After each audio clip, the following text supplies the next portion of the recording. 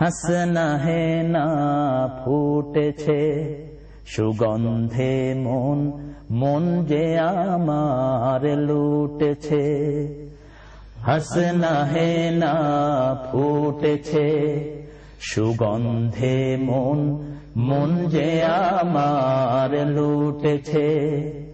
হাসনা হেনা ফুটেছে সুগন্ধে মন, মন যে আমার লুটেছে। বললাম ওকে এ সুরভি পেলে কোথায়, কে দিল গো এত গন্ধ আর এত সুবাস তোমায়। মুচকি হেসে হেসে বলল রবের প্রেমে জুটেছে। হাসনা হেনা ফুটেছে সুগন্ধে মন, মন যে আমার লুটেছে। হাসনা হেনা ফুটেছে সুগন্ধে মন, যে আমার লুটেছে। তুমিও যদি আল্লাহর প্রেমে আমার মতো ডুবতে পারো, দেখবে তখন সুন্দর হবে আমার চেয়েও আরো আরো। তুমিও যদি আল্লাহর প্রেমে আমার মতো ডুবতে পারো, দেখবে তখন সুন্দর হবে আমার চেয়েও আরো আরো। কোমল দিঘির কোমল ছায়ায় কার মহিমা, কার ধ্যানে গো মন মধুর মুখর হয় দূর নীলিমা। এমন বলে সকল দিকে তার করুণা ছুটেছে। হাসনা হেনা ফুটেছে সুগন্ধে মন, মন যে আমার লুটেছে। হাসনা হেনা ফুটেছে। আসসালামু আলাইকুম ওয়া রাহমাতুল্লাহি ওয়া বারাকাতুহু। আলহামদুলিল্লাহি রাব্বিল আলামিন, والصلاة والسلام على أشرف الأنبياء والمرسلين وعلى آله وصحبه أجمعين. أما بعد، فأعوذ بالله من الشيطان الرجيم. بسم الله الرحمن الرحيم. وما آتاكم الرسول فخذوه وما نهاكم عنه فانتهوا.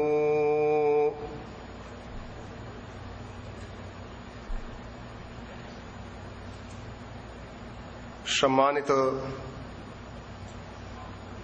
সভাপতি ও পরিচালক,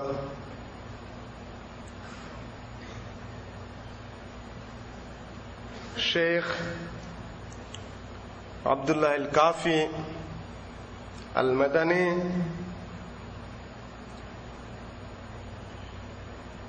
এবং এই দাওয়া অফিসের কর্তৃপক্ষ, আমার সাথে যারা রিয়াদ থেকে এসেছেন, রিয়াদের একটি দাওয়া অফিসের দায়ী শেখ আবুল কালাম আজাদ সহ মোহাম্মদ ইউসুফ সোহরাব এবং আল জুবাইল এবং দাম্মাম এরিয়া থেকে আগত জুবাইলের দাওয়া সেন্টারের জামে মসজিদে উপস্থিত সকল স্তরের দর্শক শ্রোতা, যতটুকু মনে পড়ছে 1999 সালে এই আল জুবাইলের দাওয়া সেন্টারে এক জনাকীর্ণ বাংলা ভাষাভাষী সম্মেলনে আমার বক্তব্য রাখার সুযোগ হয়েছিল।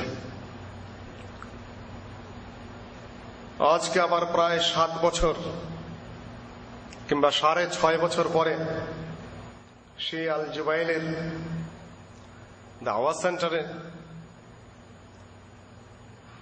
আপনাদের সাথে আবার মিলিত হওয়ার, দু কথা বলার সুযোগ পায় আল্লাহ ওয়াহদাহু লা শারীকা লাহুর কাছে কৃতজ্ঞতা জানাচ্ছি।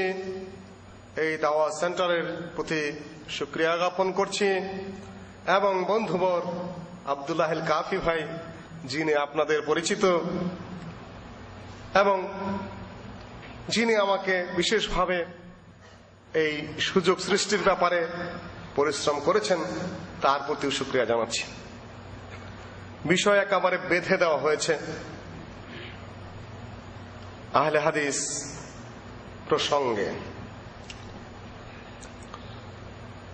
বিষয়টা আজকাল টক অব দ্য ফ্যামিলিও নয়, টক অব দ্য কান্ট্রি নয়, বা টক অব দ্য ওয়ার্ল্ড। শুধু পারিবারিক আলোচনা নয়, শুধুমাত্র দেশীয় বা জাতীয় আলোচনা নয়, আন্তর্জাতিক আলোচ্য বিষয়ে রূপান্তরিত হয়েছে। বাংলাদেশের প্রেক্ষাপটে আলোচনাটি অত্যন্ত গুরুত্বে চলে এসেছে। যদিও আল জুবাইলের এই ফাংশনে এরকম একটা নির্ধারিত বিষয় হবে, সেটা কিছুটা অকল্পনীয় ছিল। আহলুল হাদিস কি, কেন, তারা কি চায়, ব্যাপারটা যদি শুধু পলিটিক্যাল পার্টিগত হতো তাহলে আমি দাওয়া অফিসে এই বক্তব্য দিতে আসতাম না বা সাপোর্টও করতাম না। ব্যাপারটা দ্বীনি, ব্যাপারটা শরঈ, ব্যাপারটা মুসলিম উম্মার সাথে জড়িত। সুতরাং নামের মধ্যে আপনারা কিছুটা আটসাট সংকোচন লক্ষ্য করলেও তার ভাব অর্থ, বিষয়বস্তু, ঐতিহাসিক এবং শরঈ গুরুত্ব ব্যাপক, বিস্তৃত এবং গুরুত্বপূর্ণ। কোরআনে কারিমে হাদিস শব্দ বহু জায়গায় এসেছে। আল্লাহ পাক বলেছেন, আউযু বিল্লাহি মিনাশ শাইতানির রাজীম, আল্লাহু নাযালা আহসানাল হাদিস। আল্লাহ পাক উৎকৃষ্ট হাদিস নাযিল করেছেন। সেটা কি? আল্লাহু নাযালা আহসানাল হাদিস, সেটা কি?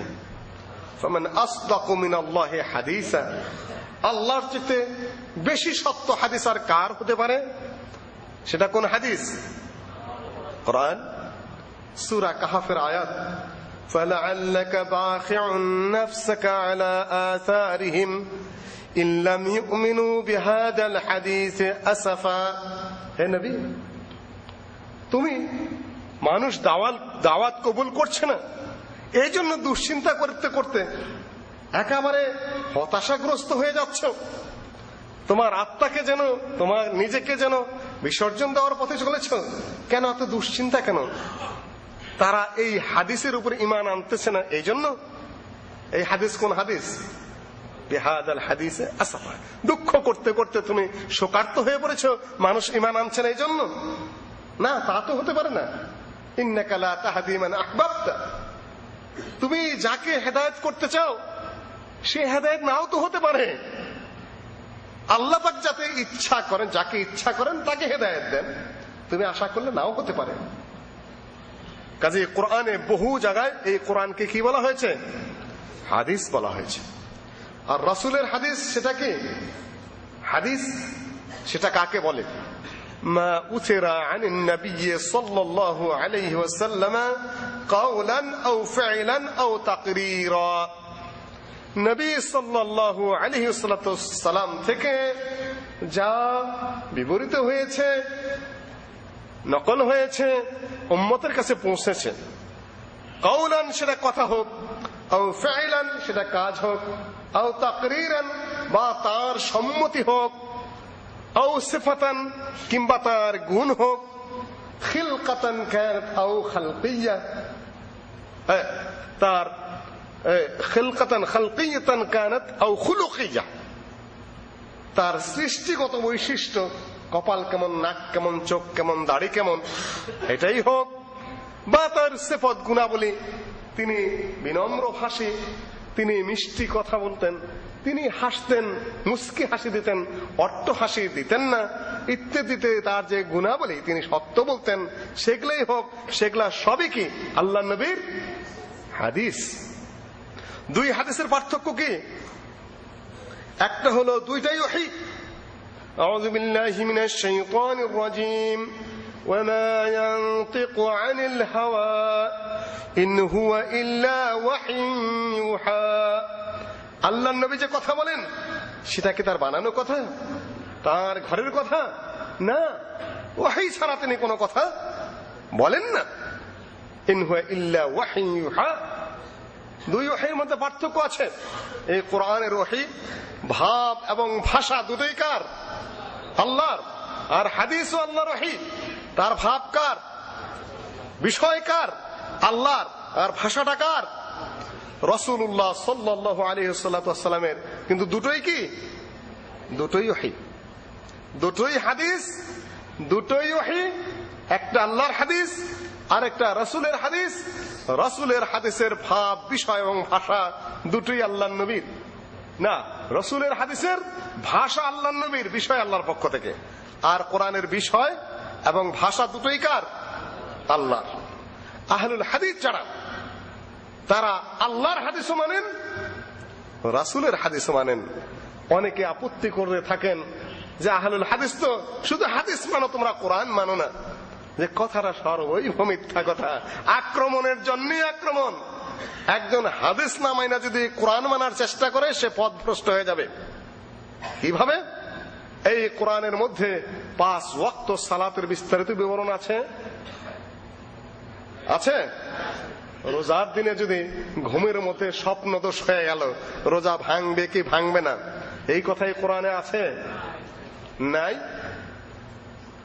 রোজার দিনে কেউ স্ত্রীর সাথে মিলন করে ফেললো, তার কি কি করতে হবে এখন, এই কোরআনের মধ্যে আছে? কোরআনিয়ুন একটা গ্রুপ আছে ভারতে, তারা বলে যে কোরআনই মানবো। হাদিস তো সত্যও হতে পারে, মিথ্যাও হতে পারে, কাজেই কোরআন তো অকাট্য নয়, আমরা কোরআন মানতে যাবো কেন? হাদিস এসেছে যে একদল লোক আসবে, মুত্তাকিইনা আলা আরিকাতিহিম, একেবারে আরামকে দাঁড়ায় বসে বসে বলতে থাকবে যে মা নাজিদু ফি কিতাবিল্লাহ, যা কোরআনের মধ্যে পাবো তাই আমল করব, কোরআনে যা পাবো না তার উপর আমল করব না। হাদিসের তো কোনো বালাই নেই। আল্লাহ নবী বলেন, আলা ইন্নী উতীতুল কুরআন ওয়া মিসলাহু মাআহু, আমাকে কোরআন দেওয়া হয়েছে এবং কোরআনের সাথে তার মতো আরেকটা দেওয়া হয়েছে। সেটা কি? এটা হাদিস। হাদিস ছাড়া যে কোরআন মানার দাবি করে, সে পথভ্রষ্ট, সে গোমরা, সে দাল্লুল মুদিল। কেন? কোরআনের মধ্যে সবকিছুর বিস্তারিত ব্যাখ্যা নাই, বিশ্লেষণ নাই। এমন 5 ওয়াক্ত সালাতের বিস্তারিত বিবরণ নাই। সব আছে কোথায়? সহিহ হাদিসে। আর কোরআনে যদি সব থাকবে, তো রাসূল আসার দরকার কি? কোরআনে সবকিছুর মৌলিক বিধিবিধান রয়েছে, কিন্তু তার বিস্তারিত ব্যাখ্যা কোথায়? হাদিসে। বিস্তারিত ব্যাখ্যা কোথায়? হাদিসে রয়েছে। কাজেই যে ব্যক্তি হাদিস না মানতে চায়, সে ব্যক্তি পথভ্রষ্ট। কিন্তু যে হাদিস মানতে চায়, সে কোরআন ছাড়া মানতে পারবে? যে ব্যক্তি হাদিস মানবে, যে ব্যক্তি মাথা নাইরা করে, তার মাথায় চুল থাকে। আর যে ব্যক্তি চুল ছাটে, তার মাথায় চুল থাকতেও পারে। যে ব্যক্তি হাদিস মানলো, কোরআন না মানার কোনো প্রশ্নই ওঠে না। আর যে ব্যক্তি খালি কোরআন মানার দাবি করলো, সে হাদিস মানলো না, তার কোরআন মানারও প্রশ্ন ওঠে না। কেননা কোরআনে সব বিবরণ নেই। আল্লাহ পাক বলেছেন, ওয়া মা আতাকুমুর রাসূলু ফাখুযুহু ওয়া মা নাহাকুম আনহু ফান্তাহু। আল্লাহ নবী তোমাদেরকে যা দিয়েছেন তা তোমরা কি করো? ধরো। আর যা নিষেধ করেছেন তা থেকে তোমরা কি করো? বিরত থাকো। আল্লাহ নবীর কাছেই কোরআন এসেছে, আল্লাহ নবী তার ব্যাখ্যা বিশ্লেষণ করেছেন, আল্লাহ নবী সেটা প্রতিষ্ঠিত করেছেন। আর এইটার বিশ্বাস যারা করেন তারাই কি, এবং যারা আমল করেন তারা আহলুল হাদিস। আহল মানে কি?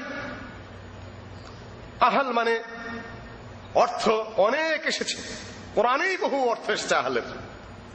আহল মানে হলো বাসিন্দা, আহল মানে হলো যোগ্য, যেরকম আহলুল ইলম বলা হয়, ইলম যোগ্যতা। আহল মানে হলো পরিবার, আহলের বহু, আহল মানে হলো মালিক, বিভিন্ন অর্থে এসেছে। আহলুল হাদিস বলতে বোঝায় যারা আল্লাহর হাদিস রাসূলের হাদিস দুটোরই ধারণ করে, বহন করে, মানে প্রতিষ্ঠার চেষ্টা করে, এবং হাদিসের বিরুদ্ধে যত প্রকার আপত্তি আসবে, যত বিরোধিতা আসবে, যুগে যুগে তার মোকাবেলা করে দৃঢ়তার সাথে কোন ধরনের সংকোচহীন ভাবে তার মুখোমুখি দাঁড়িয়ে যায়। তারা কারা?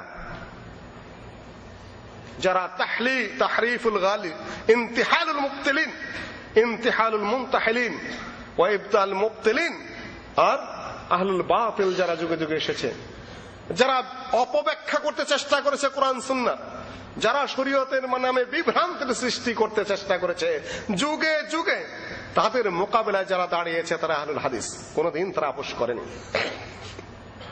সম্মানিত উপস্থিতি,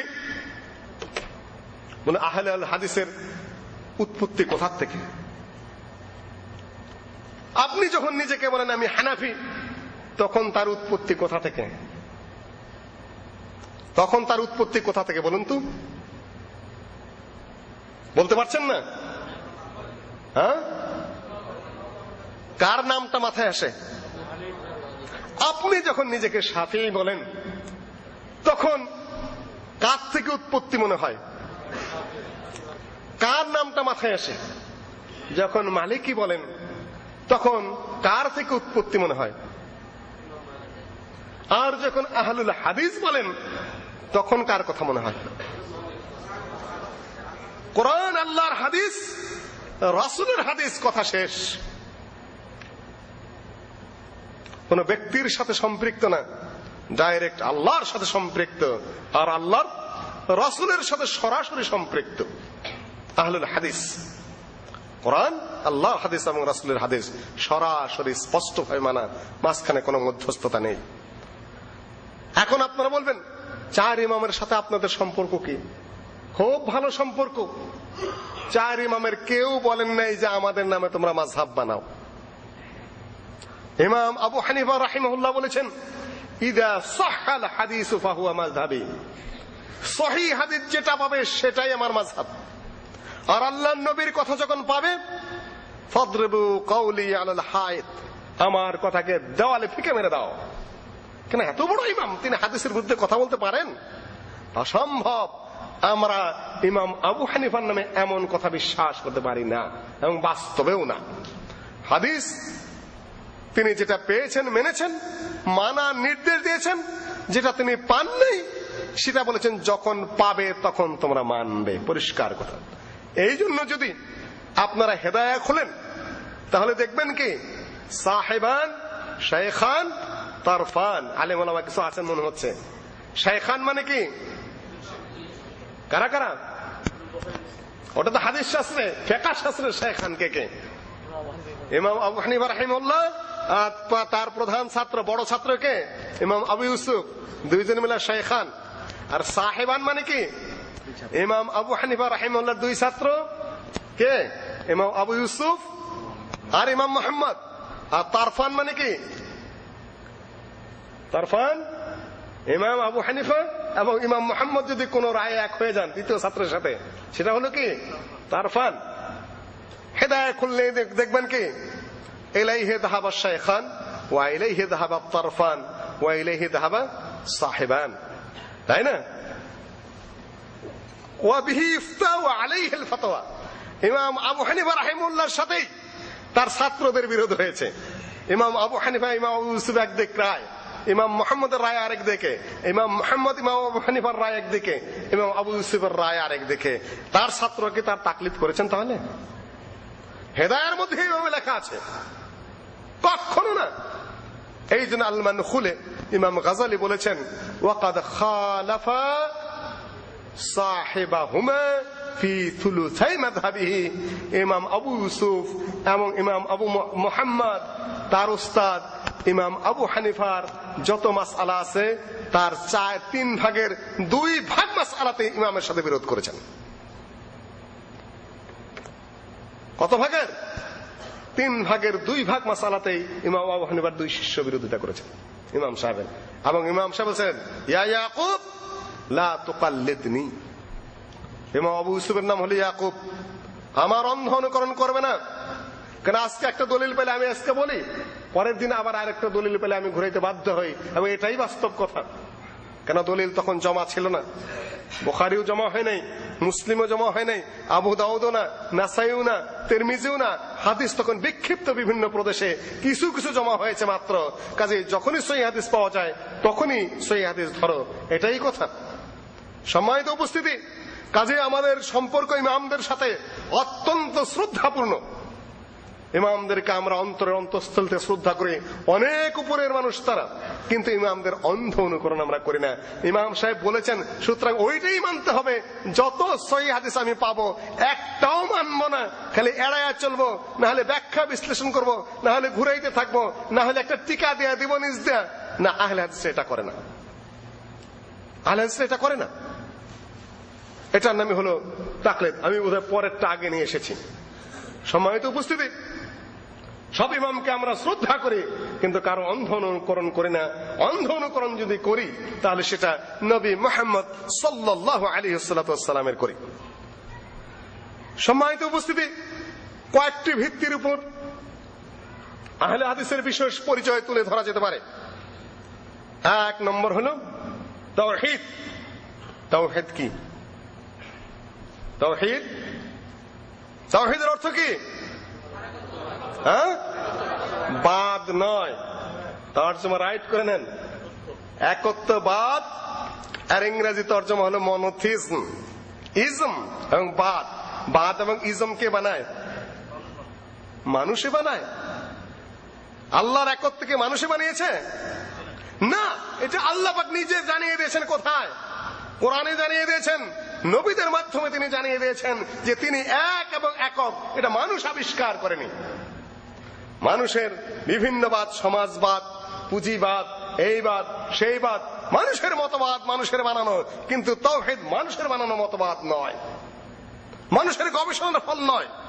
ডাইরেক্ট কোরআনে নাযিল হয়েছে, অকাট্যভাবে তার উপরে ঈমান আনতে হবে। তাহলে কোনো আলোচনা চলবে না। আলোচনা মানে কি? সমালোচনা চলবে না। আর মানুষের মতবাদ না সমালোচনা চলে। কাজে একত্ববাদ নয়, তিত্ববাদ, দ্বিত্ববাদ, কিন্তু একত্ববাদ নয়। দ্বিত্ববাদ 2 আল্লাহর মতবাদ, যেটা ইরানিরা বিশ্বাস করত আগের যুগে। আর মুজাদ আহরে মানে একটাই ক্ষতি করে, আরেকটাই কি করে? ভালো করে। এই ছিল তাদের পূর্ব যুগের ইরানিদের বিশ্বাস। 2 জন আছে, এটা নাম হলো দ্বিত্ববাদ। একজন আর মুজাদ, আরেকজন নাম আহরে মানে। 2 জন যদি থাকে, ভালো এবং মন্দের পৃথিবী চলবে? সমস্যা কি? একজন বলবে আমি রাত বানাবো, আরেকজন বলবে আমি দিন করব। একজন বলবে আমি একে বাঁচাবো, আমি বেটা তুমি বাঁচাবো, আমি আরে মারবো। একজন বলবে যে আমি সৃষ্টি করব, আরেকজন বলবে আমি ধ্বংস করব। 2 জনের ঠেলাঠেলি লাগবে না? কাজে দ্বিত্ববাদ হলো ভ্রান্ত মতবাদ। আল্লাহ পাক বলেন লাউ কানা ফীহিমা আলিহাতান ইল্লাল্লাহ লা ফাসাদাতা। আসমান জমিনে যদি 2 জন ইলাহ থাকে, সারা পৃথিবী সাথে সাথে ধ্বংস হয়ে যাবে। 2 জনের ঠেলাঠেলি শুরু করে দেবে। এক মসজিদে 2 ইমামে নামাজ পড়াইতে আসে, উপায় আছে? এক কলেজে 2 জন প্রিন্সিপাল থাকে, কলেজ চলবে? এক স্কুলে 2 জন মুদির থাকে, চলবে? একসাথে যদি 2 বক্তা বক্তৃতা শুরু করে, বক্তৃতা হবে? এই জন্য এক ইলাহ থাকতে হবে। 2 জন থাকলে সারা পৃথিবী ধ্বংস হয়ে যাবে। তিত্ববাদ খ্রিস্টানদের, হোলি গড, হোলি সান আর হোলি সোল। পবিত্র আল্লাহ গড, আবার পবিত্র আত্মা, আবার পবিত্র পুত্র। 3 জন মিলে এক সত্তা, আবার 3 জন মিলাও কি 3 সত্তা। এই জটিল আলোচনায় আমি যাইতে চাচ্ছি না। 3 জন মিলে যে এক সত্তা হয়, ওদের দাবি অনুযায়ী যখন ঈসা আলাইহিস সালামকে শুলে দেওয়া হয়েছে, তখন তো গড শুদ্ধ মরে গেছে। আর তিনটা যদি আলাদা হয় তাহলে তিনটা এক সত্য হয় কিভাবে? এটাও এটা না, ওইটাও ওইটা না। সম্মানিত উপস্থিতি, কাজে তিত্ব হলো বাদ, ভ্রান্ত মতবাদ। কিন্তু একত্ব কি? বাদ নয়, এটা আল্লাহর পক্ষ থেকে ডাইরেক্ট আসা, কোন মতবাদ নয়, মানুষের বানানো নয়। এটা অকাট্য, এটা নির্ভুল। বুঝাইতে পারলাম আমি? মনে রাখার চেষ্টা করবেন। সহজ করে নিয়ে আসতেছি, ভূমিকা একটু জটিল হয়। তাওহীদ ভাইরা অনেক আগে বুঝিয়েছেন, আমি আমার ভাবমতো একটু টাচ দিয়ে যাই বোঝার সুবিধার্থে। আল্লাহ কয়জন? একজন। তার অস্তিত্বে তিনি এক। অস্তিত্ব কাকে বলেন? ইসবাতুল উজুদ ওয়া নাফিউল আদম। ইসবাতুল উজুদ মানে কি? আছে এটা স্বীকার করা, নাই সেটা না করা, এটার নাম কি? অস্তিত্ব। আছে এটা কি করা? স্বীকার করা। নাই এটা না করা, এটার নাম কি? অস্তিত্ব। আল্লাহ আছেন, নাই এটা ঠিক নয়, তিনি আছেন। আর তার অস্তিত্বে তিনি কয়জন? একজন, একক। না, আরো কেউ আছে? আল্লাহ বলতে আমরা যাকে চিন্তা করি তিনি কয়জন? তার হাত আছে, তার পা আছে, তার চোখ আছে, তিনি দেখেন না? নাই। তিনি আকার না নিরাকার? আকার আর অস্তিত্ব এক জিনিস। আকার সালাফি সালেহিন বলেন নাই, তার অস্তিত্ব আছে। আচ্ছা, এই হাত পা এগুলা আল্লাহর কি? এগুলা আল্লাহর কি? হ্যাঁ, আল্লাহ সব মিলে আল্লাহর অস্তিত্ব। কিন্তু হাত পা আল্লাহর কি? অংশ, অঙ্গ প্রত্যঙ্গ না, আল্লাহর গুণাবলী। আল্লাহর হাত আল্লাহর গুণ, আল্লাহর পা আল্লাহর গুণ, অঙ্গ প্রত্যঙ্গ বলা যাবে না। বুঝছেন আপনারা? শেখ বলে দিয়েছেন এগুলো আল্লাহর গুণাবলী। রাইট, আল্লাহর গুণাবলী আছে না নাই? আল্লাহর হাতকে কি তর্জমা করবেন? এ ইবলিস মা মানাআকা আন তাসজুদা লিমা খালাকতু বিয়াদাই। এ ইবলিস, যাকে আমি আমার দুই হাত দিয়ে সৃষ্টি করেছি তাকে সিজদা করতে তোকে কে নিষেধ করেছে? আল্লাহর কয় হাত? ইয়াদাইয়া, দুই হাত। বাল ইয়াদাহু মাবসুতাতান। আল্লাহর হাত কি কুদরতি হাত নাকি? হ্যাঁ, ইমাম আবু হানিফা রাহিমাহুল্লাহ তার আল ফিকহুল আকবরে বলেছেন যে তার হাতকে কুদরত এবং নিয়ামত নামে তর্জমা করলে আমরা জহমিয়া হয়ে যাব, মুতাজিলা হয়ে যাব। ইমাম আবু হানিফা আল ফিকহুল আকবর পড়ে দেখুন। ইমাম মোল্লা আলী কারি শরহ সহ এই সকল বিভ্রান্তিকর আকীদা হানাফি মাযহাবে ছিল না। এতদিনের মুতাআখিরিনরা যারা আশআরীরা এবং মাতুরিদীরা এই সকল নিজেরা আবিষ্কার করেছে। সালাফে সালেহিনের আকীদার মধ্যে কোন বিভ্রান্তি এবং ভেজাল ছিল না। ইমাম আবু হানিফা স্বয়ং বলেছেন আল ফিকহুল আকবরে যে হাতকে নিয়ামত এবং কুদরত হিসেবে তর্জমা করা রাইট নয়। যেটা যেভাবে আছে সেটা সেভাবেই রাখতে হবে। সেভাবেই রাখলেন। তাহলে আল্লাহর হাত কার মতো? কার হাতের মতো? হ্যাঁ, হাত বলতে আমরা কি বুঝি? আল্লাহর পা কেমন? আল্লাহর জন্য যে ধরনের সমন্বয়। তবে আপনারা একটা প্রশ্ন করবেন যে যেটা বললে যা বোঝা যায় আমরা তো সেইটাই বুঝবো। আমরা পা বলতে তো মানুষের পাই বুঝি, 5 আঙ্গুল আলা, তাই না? পা যখন বলছে তখন তো ওই রকম হওয়ার কথা নাকি? সব পা একরকম হয়? গরুর পা কেমন? ঘোড়ার পা? মানুষের পায়ে 5টা আঙ্গুল আছে, গরুর পায়ে কয়টা আঙ্গুল আছে? ঘোড়ার পায়ে? ঘোড়ার পা আর গরুর পায়ের মধ্যে পার্থক্য কি? কি পার্থক্য? গরুর পায়ের মাঝখানে ফাটা আছে, ঘোড়ার পা কি জোড়া লাগানো। তিনটাই পা, একটার সাথে আরেকটা মিল নাই। এই জন্য কি প্রত্যেকটাই পা নয়? পা হতে গেলে সব একরকম হতে হবে? কোন ফরজ জরুরি না। যে জীব যেরকম তার পা তার মতো। আল্লাহ যেমন মহিয়ান গরিয়ান, আল্লাহ যেমন মহাশক্তিধর, তাকে আমরা দেখি নাই, তার জন্য যে ধরনের পা শোভনীয় তার পা সেরকমই। একরকম হওয়া কিনা জরুরি না। গরুর সিংহা আর হরিণের সিংহা একরকম গরুর সিংহা যে দেখছে হরিণের সিংহা দেখে নাই, যে সিং দেখে নাই, তাকে জিজ্ঞাসা করলে হরিণের সিং কেমন, কি বলবে? ওই দুইটা উপরে বাঘ ধরে রয়েছে এরকম বলবে, তাই না? আসলে কি একরকম? হরিণের সিংহা হলো ডালের মতো ঝুপড়িওয়ালা, যে একজন হরিণের সিংহা সামনে এনে দিলে এটা একটা গাছের ডাল বলবে, তাই না? কিন্তু যেহেতু মাথার উপরে আছে ওটা সিং, তিনটা একই জিনিস। গরুর সিং কি? গরুর সিং কি ইসুফ? সিং কি দেয়া বানানো? চামড়া। গন্ডারের সিং কি দেয়া? চুল। আর হরিণের সিং কি? হাড্ডি। তিনটা এক পদার্থও না। তাহলে আল্লাহর কেমন হাত পা আপনি তুলনা করেন কেন?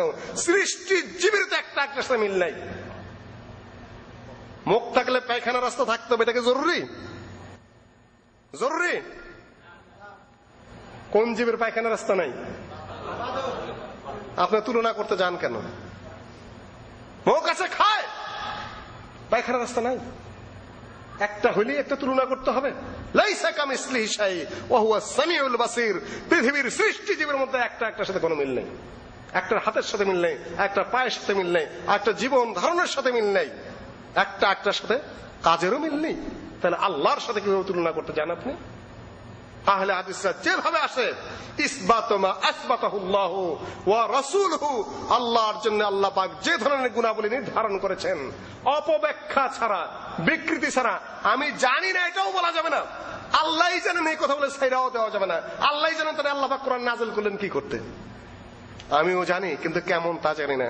কেমনত্ব ছাড়া এবং উদাহরণ ছাড়া স্পষ্টভাবে বিশ্বাস করে আহলুল হাদিসরা, এবং এটাই ইমাম আবু হানিফা রাহিমাহুল্লাহর আকীদা, সালাফে সালেহিনের আকীদা। সম্মানিত উপস্থিতি, এই হলো আল্লাহর অস্তিত্বের ব্যাপার। সেখানে কোন শরীক আছে? তার কোন শরীক নাই। অপব্যাখ্যা করা যাবে না, বিবরণ দেওয়া যাবে না, উদাহরণ দেওয়া যাবে না, কিন্তু আছে সেটা কি করতে হবে? বিশ্বাস করতে হবে। আসুন, আদমের সুরত মাঝে তুমি আছো তোমার সাজে, কি সুরত মানলে খোদা কাণ্ড বোঝা হলো ভার। আদমের সুরতের মাঝে কে লুকায় আছে? স্বয়ং আল্লাহ লুকায় আছে, তাই না? আপ্তরূপে করছে ধারণ, কে জানে তার লীলা কারণ। লালন কয়, আমিও কই না, ওই আদি কোরআনে তাই কয়, কে যাবি নবীর নৌকায় আয়, তাই না? আদমের মধ্যেই মানুষ লুকায় আছে, আর মানুষের মধ্যেই আদম। আর মিলাদের যখন টান দেয়, ওহি জো মুস্তাবি আরশ থা खुदा होकर उतर पड़ा मदीना में मुस्तफा होकर अल्लाहुम्मा, শুরু হয়ে গেল। যিনি আরশের উপরে, অভিযোগ মুস্তাবি আরশ তা খোদা হোকার। খোদা কিন্তু আসলে নাই, খোদা বলতে কিছু নাই, আল্লাহর নামও না, গুণও নাই, এটা আমরা বানাই দিছি। খোদা বলবেন না কোনদিন। কবি বলেন আগের ধারণায় যে খোদা হয়ে আরশের উপর ছিল, মদিনায় মুস্তফা উনিই নেমে আসছে। যিনি আল্লাহ তিনিই রাসূল, যিনি রাসূল তিনিই আল্লাহ। আল্লাহুম্মা সাল্লি আলা। উর্দুতে কি কইতেছে আপনি তো আর জানেন না, একেবারে ডাইরেক্ট শিরকি কথাবার্তা, ডাইরেক্ট শিরকি কথাবার্তা। মুহাম্মদ রাসূল বন্দী, প্রভু সখা, হিন্দু কুলে অবতারী, কৃষ্ণ রূপে দেখা, যিনি আল্লাহ তিনি রাসূল। সুফিবাদের একদল বলে থাকেন যে আনাল হক, তিনি আল্লাহ, আমি হক, তার আমি আল্লাহ, আল্লাহ আমি। আনাল হক মানতু সুদাম তুমান সুদি। মনসুর হাল্লাজ বলতেছে, ইয়াবুদুনি ওয়া আবুদুহু ওয়া ইয়াসজুদুনি ওয়া আসজুদুহু। তিনি আমার ইবাদত করেন, আমি তার ইবাদত করি, তাকে আমি সিজদা করি, তিনি আমাকে সিজদা করেন, তিনি আমি তিনি। এখানে গিয়ে আনাল হক হয়ে যায়, ফানা ফিল্লাহ হয়ে যায়, বান্দার আল্লাহ এক হয়ে যায়, দুইজনের অস্তিত্বের কোনো পার্থক্য থাকে না। আল্লাহর সত্তার সাথে সৃষ্টির সত্তা মিশিয়ে দেয় সুফিবাদ। আহলে হাদিস এটা বিশ্বাস করে না। আসুন, কোরআন এবং হাদিসের সার্বভৌমত্ব, আল্লাহ এক, রুবুবিয়্যত, রব কে দেয়, খাদ্য কে দেয়, সৃষ্টি কে করেন? আলহামদুলিল্লাহ রাব্বিল আলামিন। রব মানে কি? এর আগের বক্তব্য বলেছিলাম, রব অর্থ কি? প্রতিপালক। আর কি হয় না? রবের এক কথায় তর্জমা নাই। রব হলেন যিনি খালেক, সৃষ্টি করেন। রব হলেন যিনি মালিক, যিনি সবকিছুর মালিক। রব হলেন যিনি রাজেক, যিনি রিজেক দেন। রব হলেন যিনি মুদাব্বির, চন্দ্র সূর্য গ্রহ নক্ষত্র তারপরে এই আলো, আপনি মানুষ, সাগর, গহন ইত্যাদি সবকিছু, এই অক্সিজেন, নাইট্রোজেন, যত কিছু, সবকিছুকে যিনি সুচারুভাবে পরিচালনা করেন তিনি কে? তিনি রব। সবকিছু যিনি দেন, যিনি পালেন, যিনি নিয়ন্ত্রণ করেন তিনি কে? রব। চন্দ্র এবং সূর্যকে তার নিজস্ব গতিপথে কে চালায়? এই চালানোর নামই রুবুবিয়ত। আপনাকে রিজিক কে দেয়? রুবুবিয়ত না বহুত লম্বা আলোচনা ছিল, আমি করতে যাব না। কে করেন সবকিছু? কয়জনে করে? কয়জনে? কিন্তু বিভিন্ন ধর্মে বিভিন্ন মত আছে। এই কথাটা আমি বহু জায়গায় বলি, আজকে ওটা আছে দিয়ে যাব। রুবুবিয়তের মধ্যে কারো ভাগ আছে? সন্তান কে দেয়? বাংলাদেশে কে দেয়? হ্যাঁ, হুজুর সাইদাবাদের হাতে আল্লাহ পাক সন্তান দেওয়ার দায়িত্ব দিয়ে দিয়েছে, তাই না? বিপদ মুক্তি কে দেয় বাংলাদেশে? হ্যাঁ, এক এক সময় এক একজন দেয়। কখনো সদর শাহজালালের মাজার থেকেও আসে, তাই না? কখনো চিটাগাং গাউসুল আজম কি মাঝবানের ওখান থেকেও আসে, কখনো আজমির থেকেও আসে, তাই না? আল্লাহ পাক দায়িত্ব ছেড়ে দিয়েছেন ওখানে, নাকি ভাগ করে দিয়েছেন। হিন্দু ধর্মে এই দায়িত্বটা ভাগ করে দেওয়া আছে। অধিকাংশ জায়গাতে আমি এটা বলি বোঝার সুবিধার্থে, তাই না? আল্লাহ রুবুবিয়ত দেখলাম, খালেক তিনি সৃষ্টি করেন একা, এ ব্যাপারে সব ধর্ম একমত। ওয়ালা ইন সাআলতাহুম মান খালাকাস সামাওয়াতি ওয়াল আরদ লা ইয়াকুলুন্না আল্লাহ। তুমি যদি জিজ্ঞাসা করো মক্কার কাফেরদেরকে আসমান জমিন কে সৃষ্টি করেছেন, কে বলবে? কি বলবে?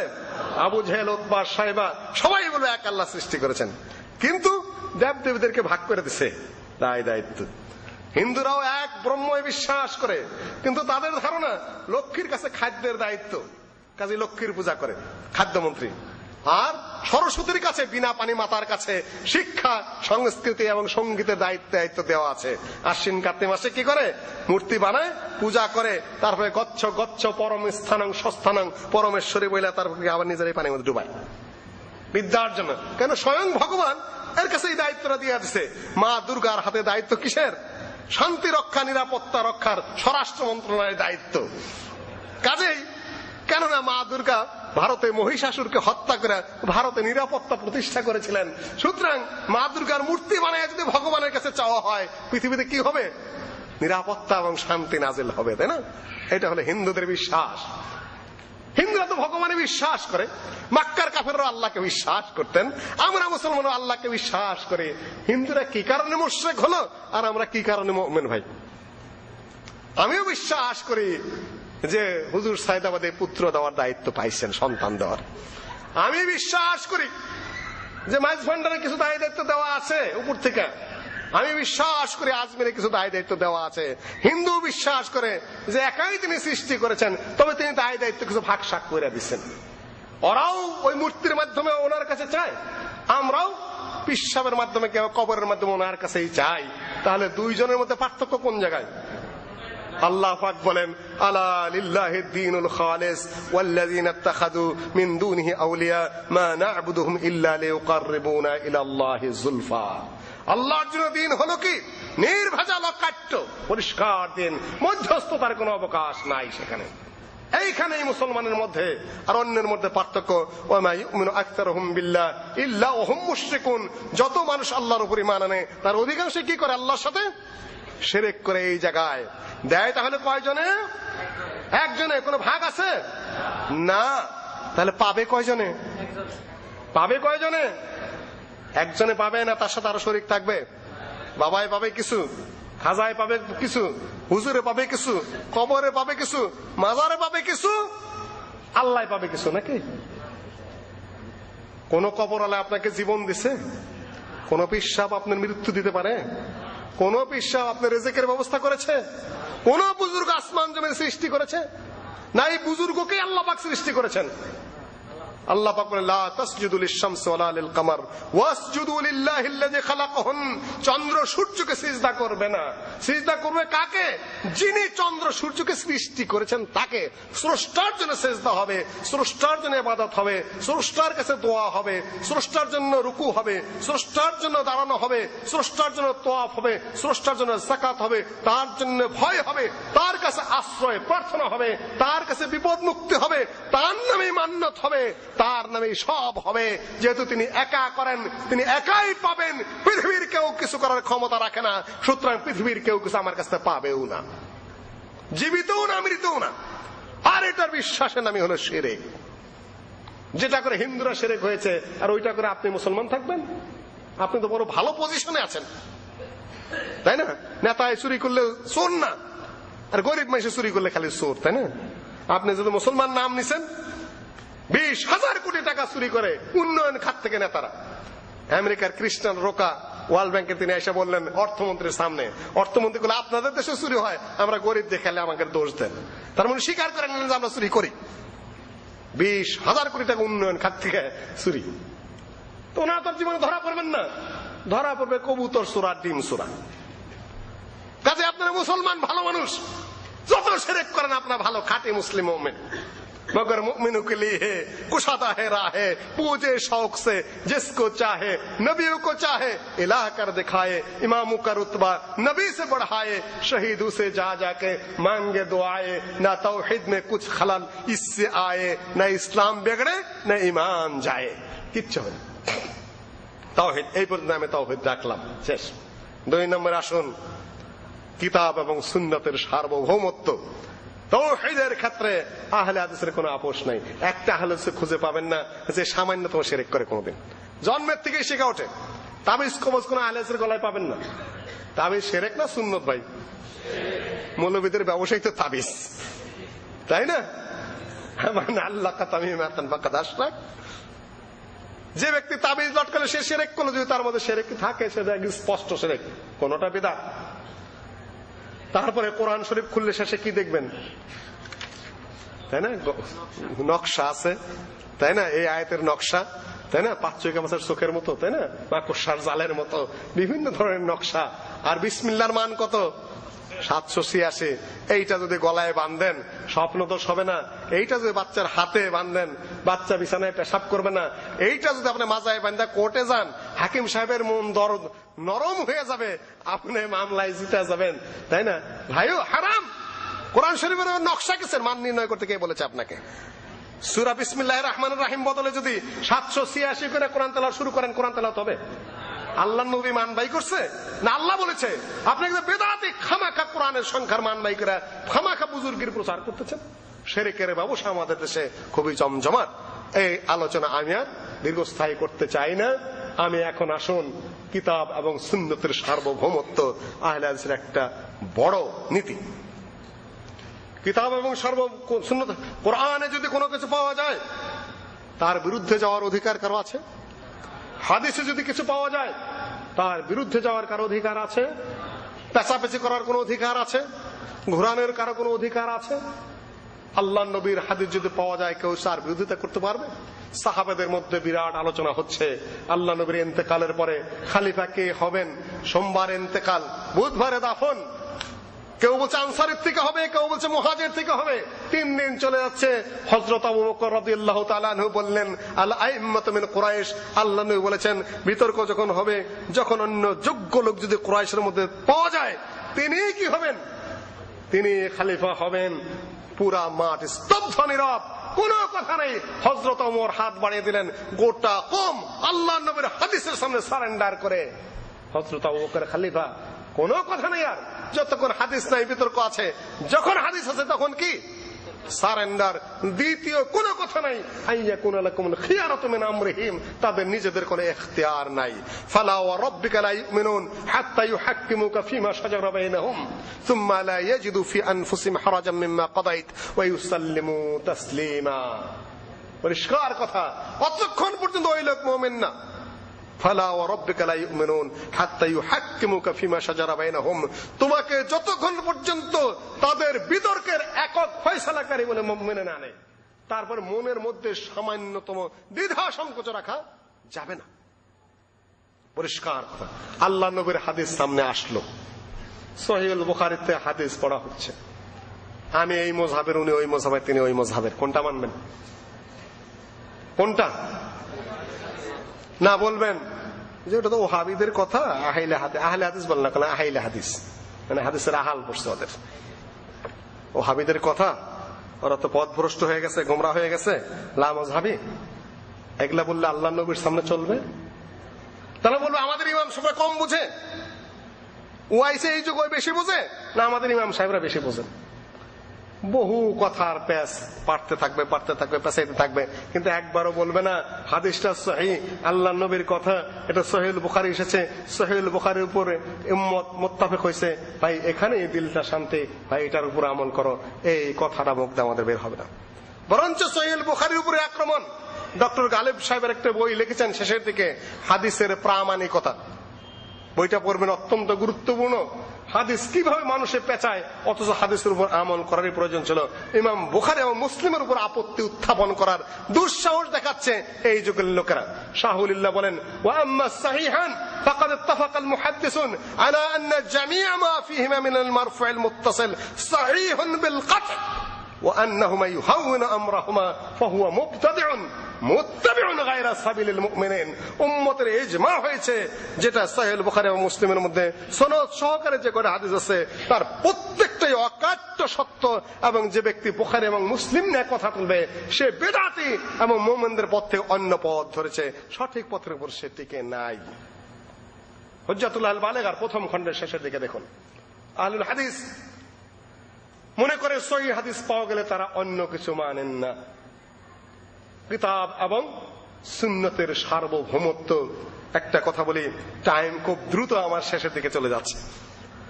ইবনে ওমর রাদিয়াল্লাহু তাআলা আনহু, লা তামনাউ মা আল্লাহিল মাসাজিদ, মহিলাদের ঘরে সালাত আদায় করা উত্তম, কিন্তু মসজিদে যদি আসতে চায় তাহলে তোমরা তাদেরকে বাধা দিও না। তার এক ছেলে বললেন, আব্বা এটা তো আগের যুগে ছিল, এখন ফিহিম দাখাল, তিরমিজিতে কাহিনীটা এসেছে, জামে তিরমিজিতে ফিহিম দাখাল। আজকাল তো ওরা নামাজ আদায় করতে আসে না, খালি গল্প করতে আসে, ওরা একটু আবহাওয়া চেঞ্জ করতে আসে। ইবনে ওমর রাদিয়াল্লাহু তাআলা আনহু এমন রাগান্বিত হলেন যে আমি আল্লাহর নবীর হাদিস বলছি আর বড় তুই যুক্তি উপস্থাপন করছস। জীবনের শেষ দিন পর্যন্ত এই ছেলের সাথে কথা বলেন নাই, কেননা আল্লাহর নবীর হাদিস উত্থাপনের পরে তার নিজের কথা উত্থাপন করেছে। তামাত্তু হজ নিয়ে কথা উঠল, তামাত্তু হজ নিয়ে কথা উঠল যে আল্লাহর নবী তামাত্তুকে পছন্দ করতেন। তিনি বলেছেন, লাউলা আন্নী সুকতুল হাদিয়া লা আহলালতু, আমি যদি একের মদিনা থেকে কোরবানির জানোয়ার নিয়ে না আসতাম তাহলে আমি কিরান করতাম না, তামাত্তু করতাম, ইহরাম ছেড়ে দিতাম, তারপরে আবার আমি ইহরাম করে মিনার দিকে চলে যেতাম। সহিহ বুখারীতে এসেছে। একজন উত্থাপন করলেন, এটা তো আপনি বলতেছেন ঠিকই, কিন্তু হযরত ওমর, হযরত আবু বকর ওনারা তো ইফরাত পছন্দ করতেন। ইবনে আব্বাস রাদিয়াল্লাহু তাআলা আনহু রেগে গিয়ে বললেন, ইউশিকু আন ইয়ানজিলা আলাইকুম মিনাস সামাই আন তানজিলা আলাইকুম মিনাস সামাই হিজারা আকুলু ক্বালা রাসূলুল্লাহ সাল্লাল্লাহু আলাইহি ওয়াসাল্লাম ওয়া আনতুম তাকুলুনা ক্বালা আবু বকর ওয়া উমর। আসমান থেকে তোমাদের উপর পাথর বর্ষিত হবে, গজব নাযিল হবে। আমি বলি আল্লাহর নবী বলেছেন, আর তোমরা আল্লাহর নবীর মোকাবেলায় আবু বকর বলেছেন এবং ওমর বলেছেন এই কথা বলার স্পর্ধা দেখাচ্ছ। খবরদার।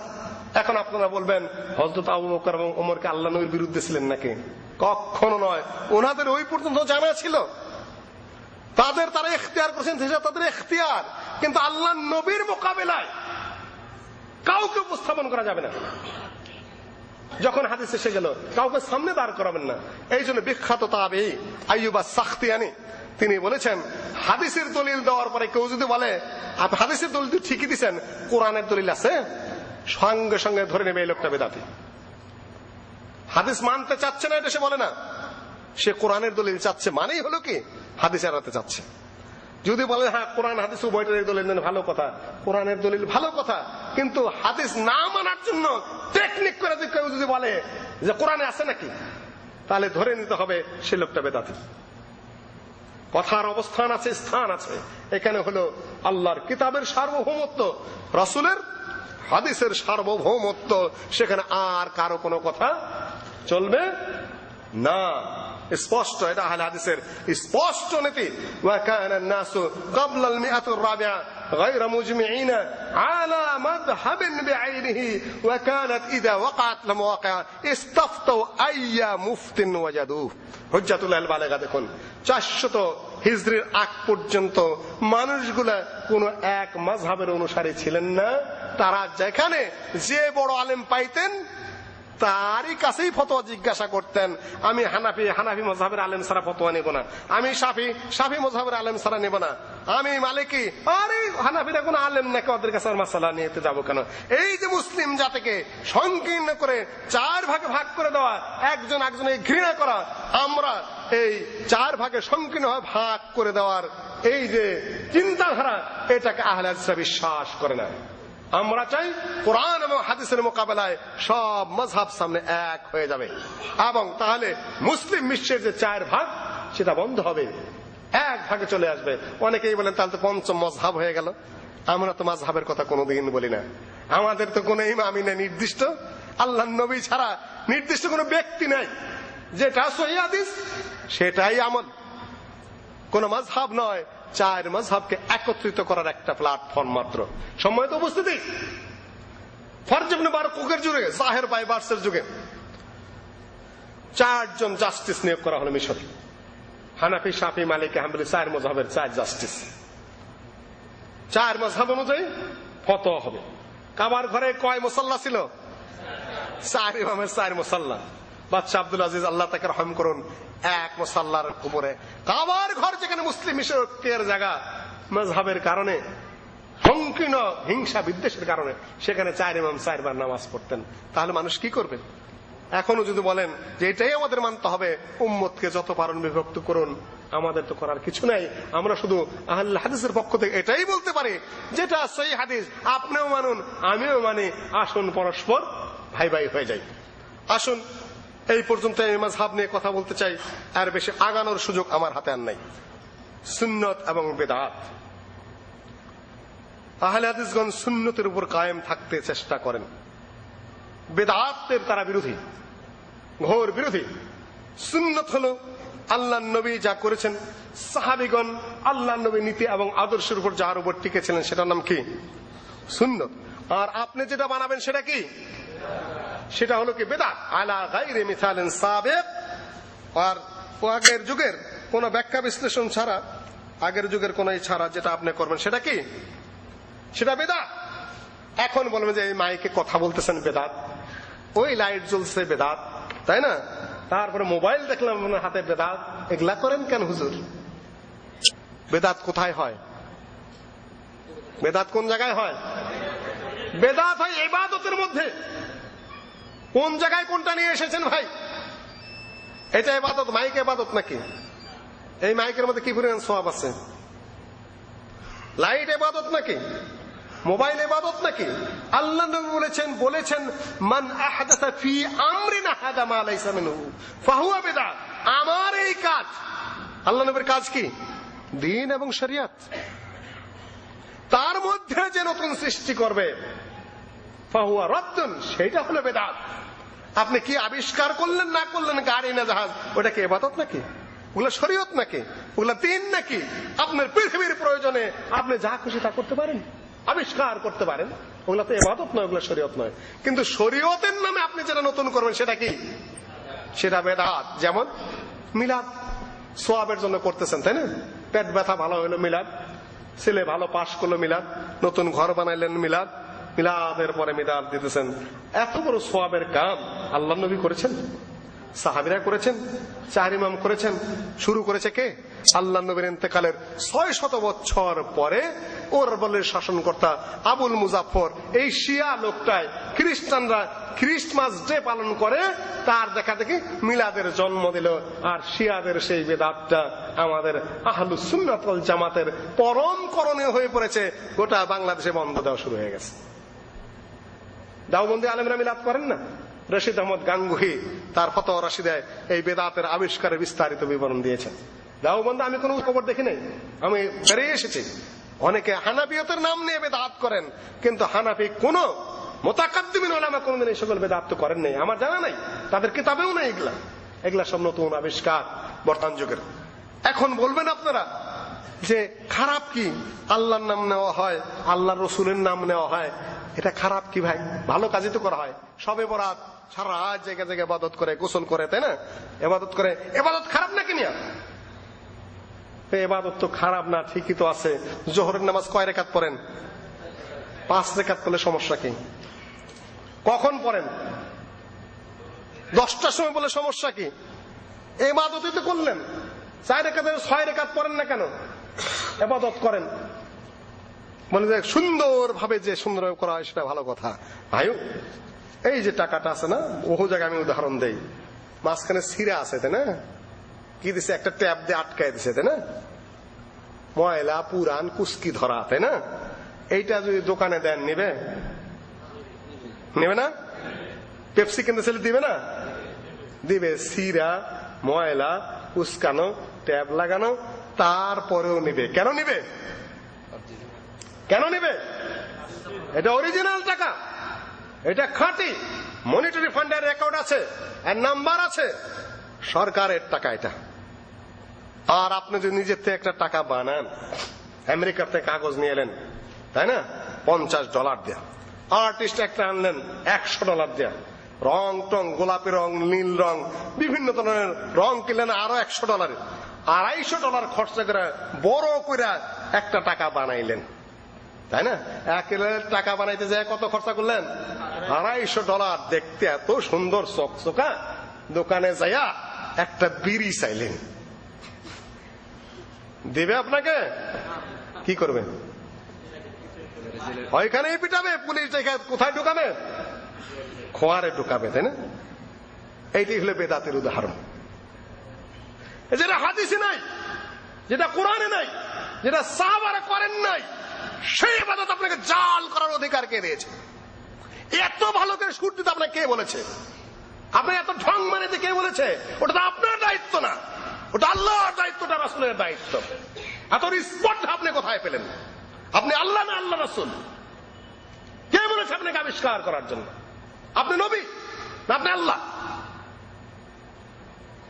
আপনি ইবাদত কম করেন, আল্লাহ মাফ করবে।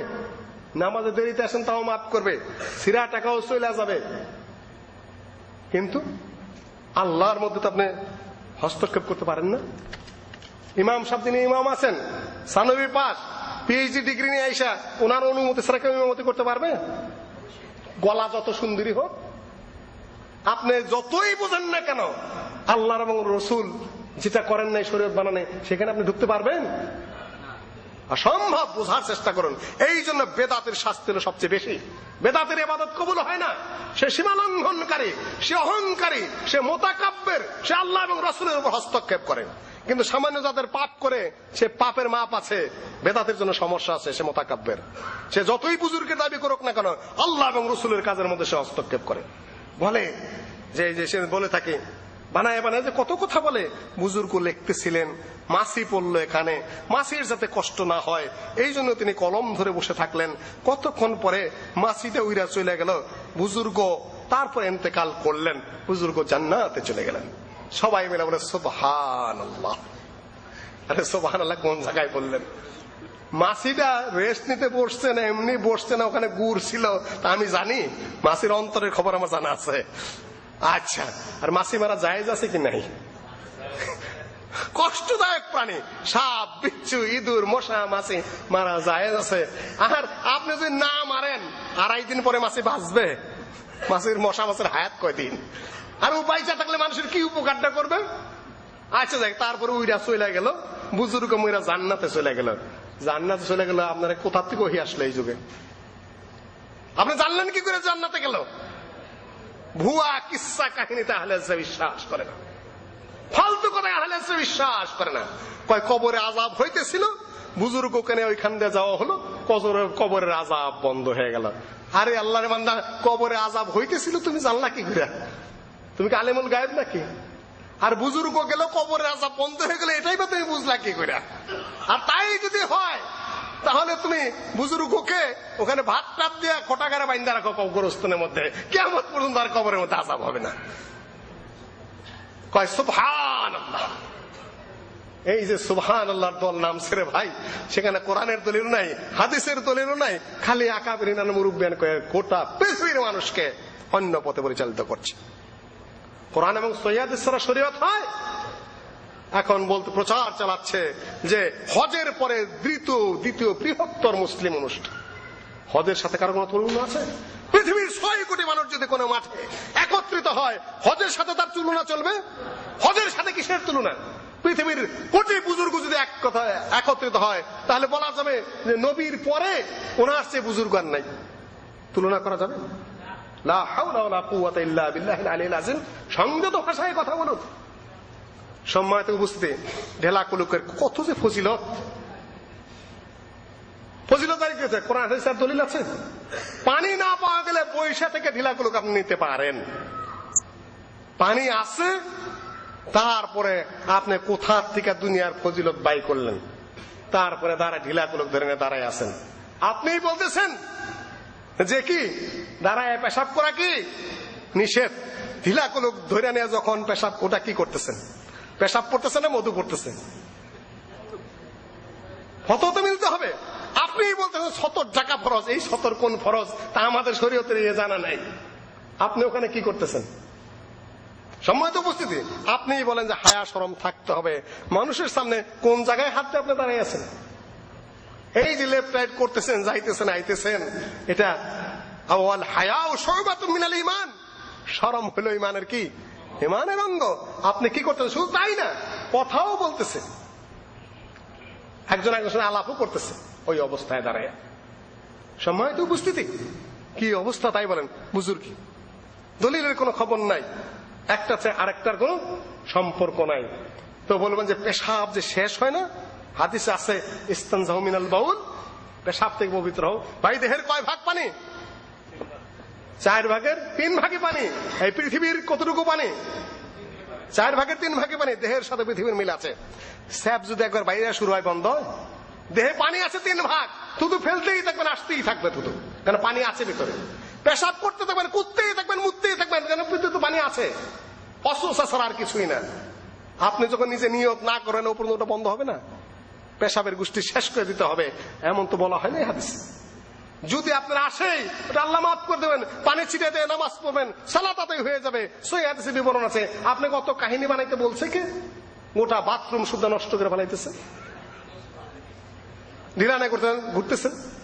আর কি এটা? কি অবস্থা, কি দৃশ্যটা কেমন? কাজে দলিলের উপর চলার চেষ্টা করুন। ফাও বুজুর্গিতে, বুজুর্গের খোয়াপে স্বপ্নে বিশ্বাস করে না। কাজে বুজুর্গের খোয়াপে দেখছেন, এই জন্য এটার উপর আমল করতে হবে। আমি বলি যে বুজুর্গের খোয়াপের উপরেই যদি কোনো কিছু আমল করতে হয়, বুজুর্গের যদি যৌবন বয়সে কোনো স্বপ্ন দোষ হয়ে থাকে, তাহলে তার কি করতে হবে? নিশ্চয়ই তোরা মারতে হবে। যেহেতু বুজুর্গ যা করেছেন সত্যি করেছেন। সম্মানিত বুঝতে, কাজে এই সকল ভুয়া কিসসা কাহিনী, তাবিজ, কবজ আহলে হাদিসে বিশ্বাস করে না। কোরআন এবং সহিহ হাদিসে স্পষ্ট যা আছে সেটার উপরে তাদের আমল। সুফিবাদ নতুন আবিষ্কার। সুফি, আল্লাহ নবী শাহ সুফি নবী সাল্লাল্লাহু আলাইহি ওয়াসাল্লাম নাকি? শাহ সুফি পীরে কামেল হযরত আবু বকর রাদিয়াল্লাহু তাআলা আনহু, পীরে কামেল কুতুবে জামান, তাই না? তারপরে আফদাল ইমাম আবু হানিফা রাহিমাহুল্লাহ নাকি? শুনছেন এই সকল নাম আগে কোনদিন? কোন ইমামের নামে আছে? সাহাবী তাবেঈদের নামে আছে নাকি? এগুলা সব পরবর্তী যুগের আবিষ্কার। এগুলা অদৃশ্য জগতের কথা নিয়ে নিজেরা ওলি হয়ে গেছেন। ওলি দেখা যায়? আল্লাহর কাছে কে ওলি আর কে শয়তান আমি জানি? আপনি ফতোয়া দেওয়ার কারা? সে আল্লাহর ওলিও হইতে পারে, দুশ্মনও হইতে পারে। উনি ওলি, উনি গাউস, উনি কুতুব। বাংলাদেশের গাউস কে? কে? যার কাছে আশ্রয় প্রার্থনা করা হন তিনি কে? গাউস। তিনি কে? আল্লাহ। আর গাউসুল আজম কে? সবচেয়ে বড় যার কাছে আশ্রয় প্রার্থনা করা হয়, গাউসুল আজম বাবা নূরে আলম ইসমে আজম বাবা তারানেওয়ালা, তিনি হলেন কে? মাইজ ভান্ডারী। আল্লাহর চেয়ে তো বড়। কুফরি আর শিরক কাকে বলে? এই জন্য আমরা পীরবাদ, মুরিদবাদ, এই সকল মিথ্যাবাদ আমরা কোনোদিন বিশ্বাস করি না। এই জন্য বলা হয় এরাও হবে। এই দেশেও পীরবাদ মুরিদবাদ ছিল। আল্লাহ নবীর কবরে তবলা বাজানো হতো, কাওয়ালি গাওয়া হতো। এই কবর প্রচুর ছিল। রিয়াদে যায়েদ ইবনে খাত্তাবের কবরে পূজা করা হতো। শাজারাতুল ফাহাল ছিল, সেই গাছের মধ্যে জড়ায় দিলে তারা কি করতো? মহিলারা সন্তান চাইতো। বাদশা আব্দুল আজিজ রাহিমাহুল্লাহ, ইমাম মুহাম্মদ বিন আব্দুল ওয়াহাব, মুহাম্মদ বিন সৌদ মিলে যে রাষ্ট্রের পত্তন করেছিলেন, তার উপর ভিত্তি করে ইমাম আব্দুল আজিজ যে রাষ্ট্র প্রতিষ্ঠা করেছিলেন, তার মাধ্যমে কবরগুলা ভেঙে চুরমার করে দেওয়া হয়েছে, শাজারাতুল ফল কেটে দেওয়া হয়েছে। এই জন্য দেশের ক্ষতি হয়েছে না লাভ হয়েছে? আল্লাহর পক্ষ থেকে শুধু বরকত আর বরকত। মাটির নিচে তেল, তারপরে স্বর্ণ, কত কিসের খনি, উপর থেকে বৃষ্টি হচ্ছে, ফসলের দেয় স্বয়ং সম্পূর্ণ হয়ে গেছে। আল্লাহ পাক বলেন ওয়ালাউ আন্না আহলাল কুরআন আমানু লা ওয়াত্তাকাউ লা ফাতাহনা আলাইহিম বারাকাতাম মিনাস সামা। নিচের থেকে উপর থেকে শুধু বরকত আর বরকত আসবে। আমি আর আলোচনা বৃদ্ধি করতে চাই না। এটা হলো আহলুল হাদিসদের সংক্ষিপ্ত পরিচয়।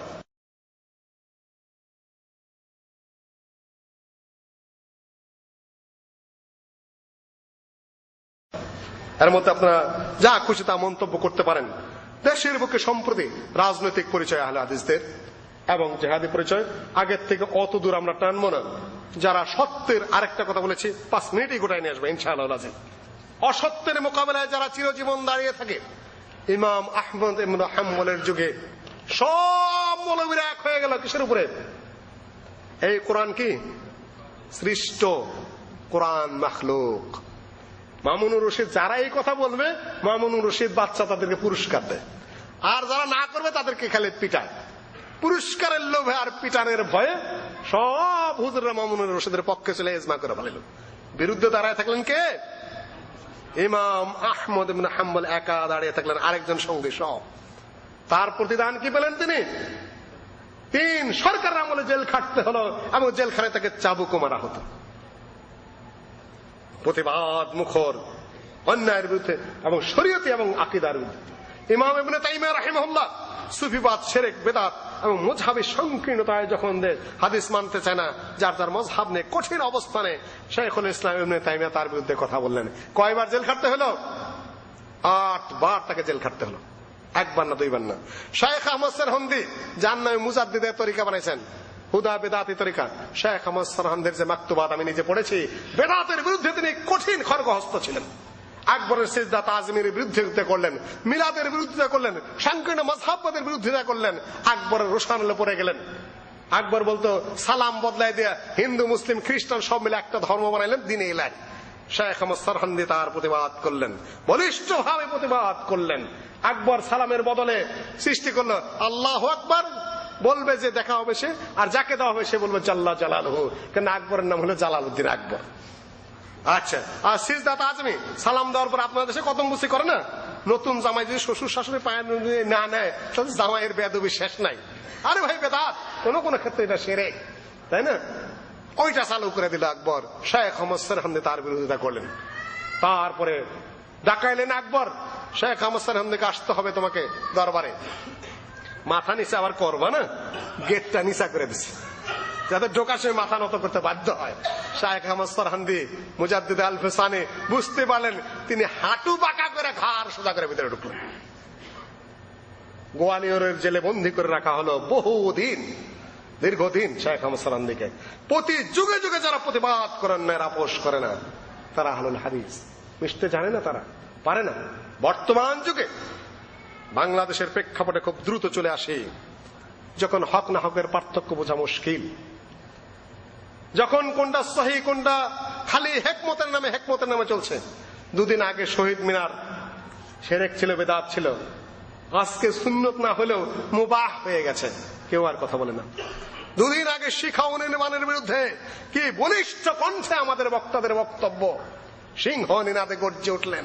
আজকে তারা ইঁদুর হয়ে গেছেন, বিড়াল হয়ে গেছেন। 2 দিন আগে মহিলা নেতৃত্বের বিরুদ্ধে কি জোশালো বলিষ্ঠ বক্তব্য, আজকে সেটা সুন্নতে রূপান্তরিত হয়ে গেছে। ডাইনে মুফতি সাহেব, বামে শায়েখ সাহেব, পিছনে আমির সাহেব, মাঝখানে একজন বেপর্দা মহিলা নেতৃত্বের উপরে ইজমায়ে উম্মত হয়ে গেল। এখন সেখান যদি আহলে হাদিসরা বলে মহিলা নেতৃত্ব তো কোরআন সুন্নাহ জায়েজ না, বলে তুমি ইজমার খেলাফ করতেছ, ইজমায়ে উম্মতের খেলাফ হয়ে গেল। আমি বলি না শিরক বেদাত বলি না, যিনি নির্বাচিত হয়েছেন, দেশের সরকার হয়েছেন, যতদিন তিনি আছেন তাকে শাসন চালিয়ে দিতে হবে, নামানো যাবে না, তাকে বিদ্রোহ করা যাবে না, মহিলা হইলেও না, ফাসিক হলেও নামানো যাবে না, তার শাসনকাল পুরা করতে দিতে হবে। এটা কিন্তু আহলে সুন্নাহ ওয়াল জামাতের আকীদা। কিন্তু বিরোধিতা করতে হবে, এটা জায়েজ না এটা বলেই যেতে হবে। জায়েজ না বলতে হবে, প্রতিবাদ করতে হবে, টেনিওর পুরা করতে দিতে হবে, সন্তোষ প্রকাশ করা যাবে না। এইটাই হাদিসের কথা, সহিহ মুসলিমের হাদিস, যে তাদের পছন্দ করবে, অপছন্দ করবে, যে নীরব থাকবে সে আত্মরক্ষা করবে, যে প্রতিবাদ করবে সে মুক্তি পাবে। ইল্লা মান রাদিয়া ওয়া তাবা, যে সন্তোষ প্রকাশ করবে এবং আনুগত্য করবে তার জন্য কিয়ামতের দিন খারাপই আছে। আমরা দাঁড়িয়ে আছি, কিন্তু বিদ্রোহ করা আহলুস সুন্নাহ ওয়াল জামাতের আকীদা নয়, আগেও নয়, কখনো নয়। বিদ্রোহ করা যাবে না, কিন্তু সন্তোষ প্রকাশ করা যাবে না। যেটা যা হক সেটা আপনাকে বলেই যেতে হবে। এটাই আহলুস সুন্নাহ ওয়াল জামাতের আকীদা এবং তার উপরে আহলে হাদিসরা এখনো পর্যন্ত টিকে আছে, ওয়ালিল্লাহিল হামদ। কারোর সাথে মিশে নেই। যে অবস্থা চলছে তাতে 5 থেকে 10 বছর পরে কোনটা শিরক, কোনটা তাওহীদ, কোনটা সুন্নাত, কোনটা বেদাত, কোনটা হালাল, কোনটা হারাম, কোনটা জায়েজ, কোনটা না জায়েজ, কোনটা কুসংস্কার, কোনটা সুসংস্কার বোঝার উপায় থাকবে না। এই জন্য আমরা অনুরোধ করতে চাচ্ছিলাম যে ইসলামিক দলগুলো সবাই তাদের নিজস্ব অবস্থানে এক প্ল্যাটফর্মে আসো। হক না হক মিশা ঠিক হবে না, কেন ইসলামের ভালোই খুঁজে পাওয়া যাবে না। এই মুহূর্তে বাংলাদেশে সৃষ্টি হলো বোমাবাজি। এই মুহূর্তে বাংলাদেশে বোমাবাজির সৃষ্টি হলো 1998 সাল থেকে। কিছু সংখ্যক যুবক বনে জঙ্গলে গ্রামে গঞ্জে, তাদের বয়স 13, 14, 15, 16 এই ধরনের, যার লিড দিলেন 2 জন লোক, নাম বলতে চাই না। তারা আহলে হাদিসের কোন লিডার নন, কোনদিন তাদেরকে কোথাও বক্তব্য দিতে দেখা যায় নাই। তারা কোনো আলেম নন, শায়েখ বানানো হয়েছে এমনি, তেমন কোনো লেখাপড়াও না। তার শিশুকালের চরিত্র ইসলামের উপর ইসলামের প্রতিপাদ্য তিনি নন। দেশে গিয়া করতেন ধানের ব্যবসা, দেশে গিয়া করতেন সারের কারবার ব্যবসা, কোনোদিন প্ল্যাটফর্মে ছিলেন না। হঠাৎ করে সেই লোক মুজাহিদিনের বিরাট লিডার হয়ে গেলেন। আরেকজন বাংলার টিউশনি করতেন, সেখান থেকে তিনি সেই ভাই হয়ে গেলেন। 2 জন সারা বিশ্বের প্রখ্যাত মুজাহিদ নেতা হয়ে গেলেন এবং সারা বিশ্বে নাম করা লোক হয়ে গেলেন হঠাৎ করে। আশ্চর্য ঘটনা, পত্র পত্রিকায় সর্বত্র তারা এমন কভারেজ পেলেন যে আমেরিকার পেছনে বুশ ওইরকম কভারেজ পায় না। 1998 সাল থেকে এই সকল কাহিনী শুরু। উত্তরবঙ্গের চরমপন্থী দমন করার জন্য বেশ কিছু রুই কাতলা এবং দেশের নেতৃস্থানীয় লোকদের ভাই ভাতিজা এবং আত্মীয় স্বজনকে যখন হত্যা করা শুরু হলো, বাগমারা, পুটিয়া, তাহেরপুর এই সকল এলাকাদের রাজশাহীতে, যখন সরকার নিয়ন্ত্রণ নিতে পারছিল না, তখন দেখলো এই গোয়ার গোবিন্দ নির্বোধ ছেলেগুলাকে এদের বিরুদ্ধে লাগালেন তাদের বিরুদ্ধে। তাদেরকে দিবালোকে খুন করা হলো। এরাও খুনি, ওরাও খুনি, 2 খুনির মধ্যে মারামারি হলো। আমাদের নেতৃবৃন্দ তখন বসে বসে চুরুট ফুকালেন। এক পর্যায়ে আমেরিকা গিয়ে হস্তক্ষেপ করলো সেখানে, কেন এখানে খুনাখুনি হচ্ছে। তখন নিজেদের আত্মরক্ষার জন্য আহলে হাদিসদেরকে ইশারা করে দিলেন, কাজটা ডক্টর গালেব করেছে। ঘটনা সংক্ষেপে শুধু এইটুকুই, এর বাইরে কিছু না। বিশ্ববিদ্যালয়ের প্রফেসর, 23টি গ্রন্থের রচয়িতা, ফুল প্রফেসর, পিএইচডি ডিগ্রিধারী, 3.25 কোটি আহলে হাদিসের যিনি নেতৃত্ব করেন, তিনি নাকি খেজুর আলীকে হত্যা করেছেন। রাত্রে 1টায় যায় বগুড়ায় যাত্রা মঞ্চে বোমা মেরেছেন। দক্ষিণবঙ্গের কোটালী পাড়ায় গিয়ে তিনি ডাকাতি করেছেন, আরো কারো করে খুন করেছেন। 70 বছরের বিরুদ্ধে আব্দুস সামাদ সালাফি সাহেব নায়েবে আমির, যিনি চেয়ারে বসে নামাজ আদায় করেন, দাঁড়াইতে পারেন না, ঠিক মতো বসতে পারেন না, হার্টের রোগী, সেই নায়েবে আমির সাহেব কোটালী পাড়া যায় ডাকাতি করছে। রাত্রের 1টায় সেই নওগাঁয় যায় বোমা মারছে, কি খেজুর আলীর হত্যা করছে, দুনিয়ার নানান্তর মামলা। তাও ধরার পরে রাত্রে অন্ধকারে এই বিরুদ্ধ লোকটাকে ধরে নিয়ে আসা হলো, আর এই সম্মানিত প্রফেসর সাহেবকে ধরে নিয়ে এসে 11টা মামলা দায়ের করা হলো, চুরির, ডাকাতির, খুনের, রাহাজানির, বোমাবাজের, নির্লজ্জ বেহায়াদের কারবার। মানুষের লজ্জা শরম যে না থাকে, কি না করতে পারে। ইমাম ইবনে তাইমিয়াকে 8 বার জেল খাটাইছে, তারা কোনো ভালো মানুষ নাকি? ইমাম আহমদ বিন হাম্বলকে সব মৌলবীদের ফতোয়া জেলখানায় পিটানো হয়েছে, তারা ভালো মানুষ নাকি? ইমাম মালিককে গাধার পিছনে উল্টা করে তুলে তারপরে হাত বেঁধে তারপরে তাকে শহরে ঘুরানো হয়েছে। কারণ কি ছিল? তিনি বলেছিলেন তালাকুল মুকরাহ লাইসা বিশাই। রাজাই বলছে, বাদশাহ বলছে, জবরদস্তি সুন্দরী মহিলাকে তালাক দেওয়া অন্য বিয়ে করতে পারবে কিনা? ইমাম মালিক বলেছেন তালাকুল মুকরাহ লাইসা বিশাই। গাধার পিঠে অপমানকর, লজ্জাকর অবস্থায় তিনি বলছেন, আনা মান কানা ইয়ারিফুনি ফায়ারিফুনি ওয়া মান লাম ইয়ারিফনি ফালইয়ারিফনি আনা মালিক ইবনে আনাস ওয়া ক্বাদ উমিরতু আন আকুলা বিজাওয়াজ আত-তালাক আল-মুকরাহ ওয়া লা আকুলু বিহি। হে শহরবাসী শুনে নাও, আমার এই শাস্তি আজকে কেন হচ্ছে? উপর থেকে ফরমাইশ এসেছিল আমি যেন বলি জবরদস্তি করে তালাক আদায় করলে তালাক হয়ে যাবে, কিন্তু আমি সরকারের সেই নির্দেশ মানতে পারবো না। আমি বলি তালাকুল মুকরাহ লাইসা বিশাই, জবরদস্তি করে কারো বউ ছাড়াই নিয়ে আসলে সেই তালাক হবে না, এই জন্য আমাকে এই শাস্তি দেওয়া হচ্ছে। আমাদের সেই একই কথা। হযরত ইউসুফ আলাইহিস সালামের বিরুদ্ধে কি অভিযোগ ছিল? জেনার অভিযোগ। রাজার বই বলে আমার সাথে জেনা করো। ইউসুফ বলেন যে আমি পারবো না, দৌড়ে পালানো শুরু করেছে। পিছন দিকতে মহিলা কাপড় টেনে ধরেছে, কাপড় ছিঁড়ে গেছে। ইউসুফ বাইরে হয়ে আসতেই রুমের থেকে রাজা যায় হাজির।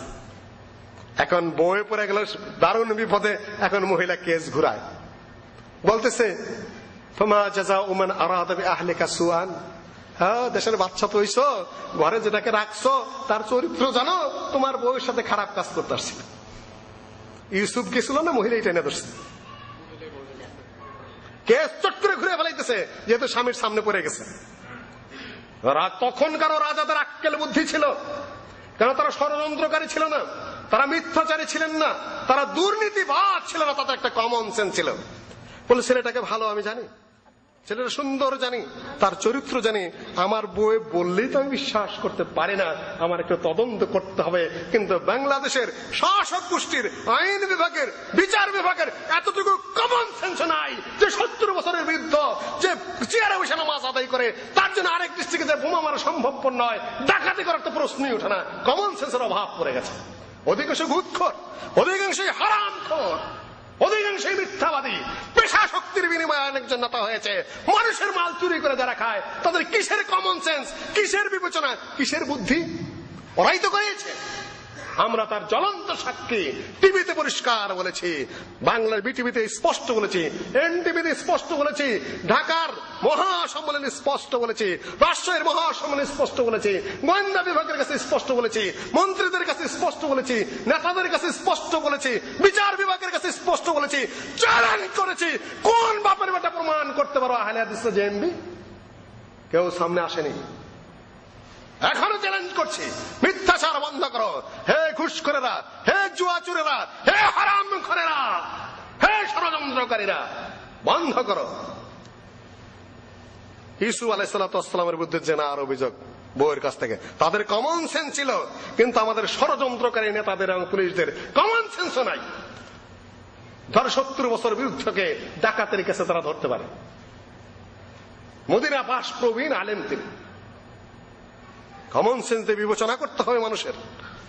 তারপরে বলল বউ হইতে পারো তুমি, কিন্তু ছেলেটা প্রসঙ্গে আমার ধারণা আছে একটা কমন সেন্স কাজ করছে। আমার একজন যোগ্য ব্যক্তি ফাশাহেদা শাহিদ মিন আহলিহা, ওইখানে একজন বিচক্ষণ লোক বলল যে পরীক্ষা করার পথ আছে। বউ বলতে এই দেখো তাই না, এই দেখো ইউসুফের জামাসিরা আমার সাথে ধস্তাধস্তি করতে যায়, ইউসুফের জামাসিরা গেছে, প্রমাণ স্বরূপ দেখাচ্ছে বই। বিচক্ষণ ব্যক্তি বলতেছে ফাইন কানা কামিসু কুদ্দা মিন কুবুলিন ফাসাদাকা ওয়া ইন কানা কামিসু কুদ্দা মিন দুবুর ফাকাতাবা। আপনি পরীক্ষা করে দেখুন ইউসুফের জামার সম্মুখ দিয়ে ছিঁড়া না পিছন দিক দিয়ে ছিঁড়া। সম্মুখ দিকে যদি ছিঁড়া হয় তাহলে ইউসুফের সাথে সামনাসামনি ধস্তাধস্তি হয়েছে, রাইট, ইউসুফের বিরুদ্ধে কেস দাঁড় করানো যাবে। কিন্তু জামার পিছন দিক দিয়ে ছিঁড়া হয় তাহলে উনি ধস্তাধস্তি করতে জানেন, পলাইতে চেষ্টা করেছে। ফালাম্মা রাআ কামিসাহু কুদ্দা মিন দুবুর, রাজা এসে দেখে যে ইউসুফের তো পিছনের জামা ছিঁড়া। তখন বলছে এই মহিলা শোনো, ইস্তাগফির লিযামবিক, অন্যায় তুমি আমার বউ হয়ে করেছো।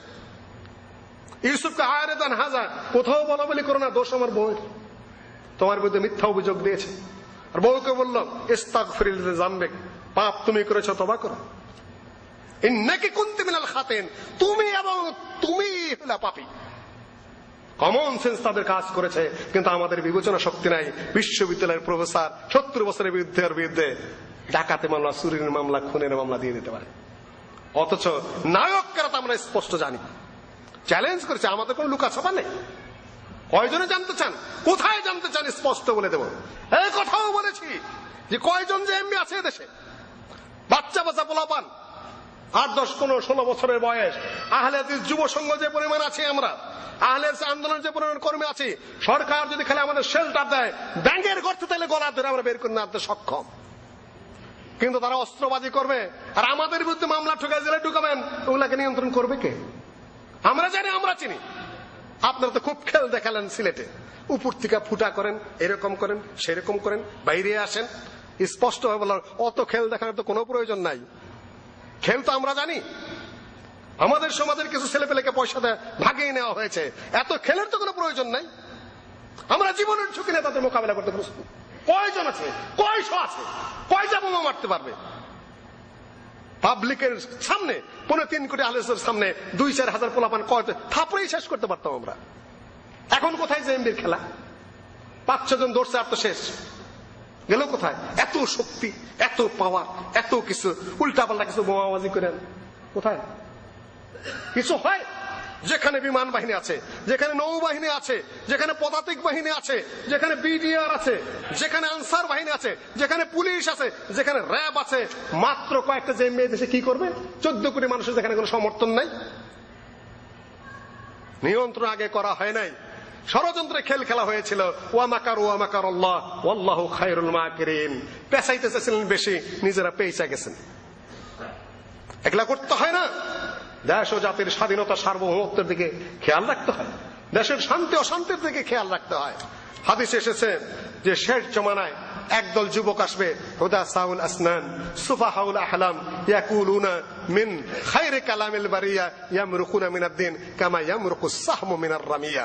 একদল যুবক আসবে, তারা বুদ্ধি শুদ্ধির দিকে অপদার্থ, বয়স হবে তাদের কম, একেবারে খুব ভালো ভালো বিরাট বিরাট জিহাদ করো, কেতাল করো, খালি মারো আর পিটাও, সুন্দর সুন্দর কথা বলবে।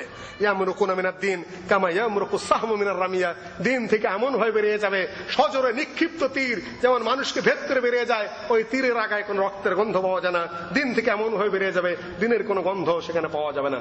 কোন আলেম জেএমবি সমর্থন করে নাই, কোন পণ্ডিতার সমর্থন করে নাই, কয়েকটা ফালতু ছেলে পেলেই করেছে। পুনরায় যেন এই কাহিনী আর না ঘটে, এই জন্য আল্লাহর কাছে দোয়া করি, প্রতিটা সরকারের কাছে আমরা আহ্বান জানাই, আর আমাদেরকে আহলে হাদিসদেরকে সমাজগুলোকে এইভাবে যেন ফাঁসানোর কোনো ষড়যন্ত্র করা না হয়। 32 জন বন্দী করা হয়েছিল, 27 জনের মুক্তি হয়েছে। একেবারে স্বাভাবিকভাবে আরো 5 জন আছে, আল্লাহ পাক তাদেরকে কবে মুক্তি দিবেন সেই দিন গুনছে।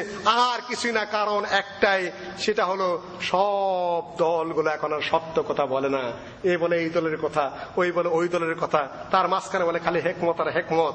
এ বিভিন্ন ভাবে বিভ্রান্ত হয়ে পড়েছে। আজকে কোনটা হক না হক সব এক এক ইসলামিক দলে এক এক দলের সাথে মিশা যাইয়া কি যে করতেছে তা আল্লাহ ওয়াহদাহু লা শারীকা লাহু ভালো জানে। সেই মুহূর্তে ডক্টর গালেব সহ আহলে আন্দোলনরা কারো সাথে না মিশে মাঝখান দিকে শুধু নসিহতই করছে এবং প্রতিবাদই করছে, সহ্য করতে পারেনি। উপর আল্লাহরাও না, যারা চালাইতো দেশ আমেরিকা, তারাও সন্তুষ্ট হতে পারেনি, সরকারও সন্তুষ্ট হতে পারেনি। কিন্তু তারা ভুল করেছে। 3.5 কোটি আহলে হাদিসের বিশাল ভোট রয়েছে, এই মুহূর্তে তারা ভোট দিবে তা না। আবার সরকারের সাথে কিছু এমন ও আছে যারা সরকারকে কুকর্মে প্রবৃত্তও করেছে। বিভিন্ন কারণে ঘটনা ঘটছে, কিন্তু আপনাদের মধ্যে প্রচার হয়েছে আহলে হাদিস জেএমবি আহলে হাদিস।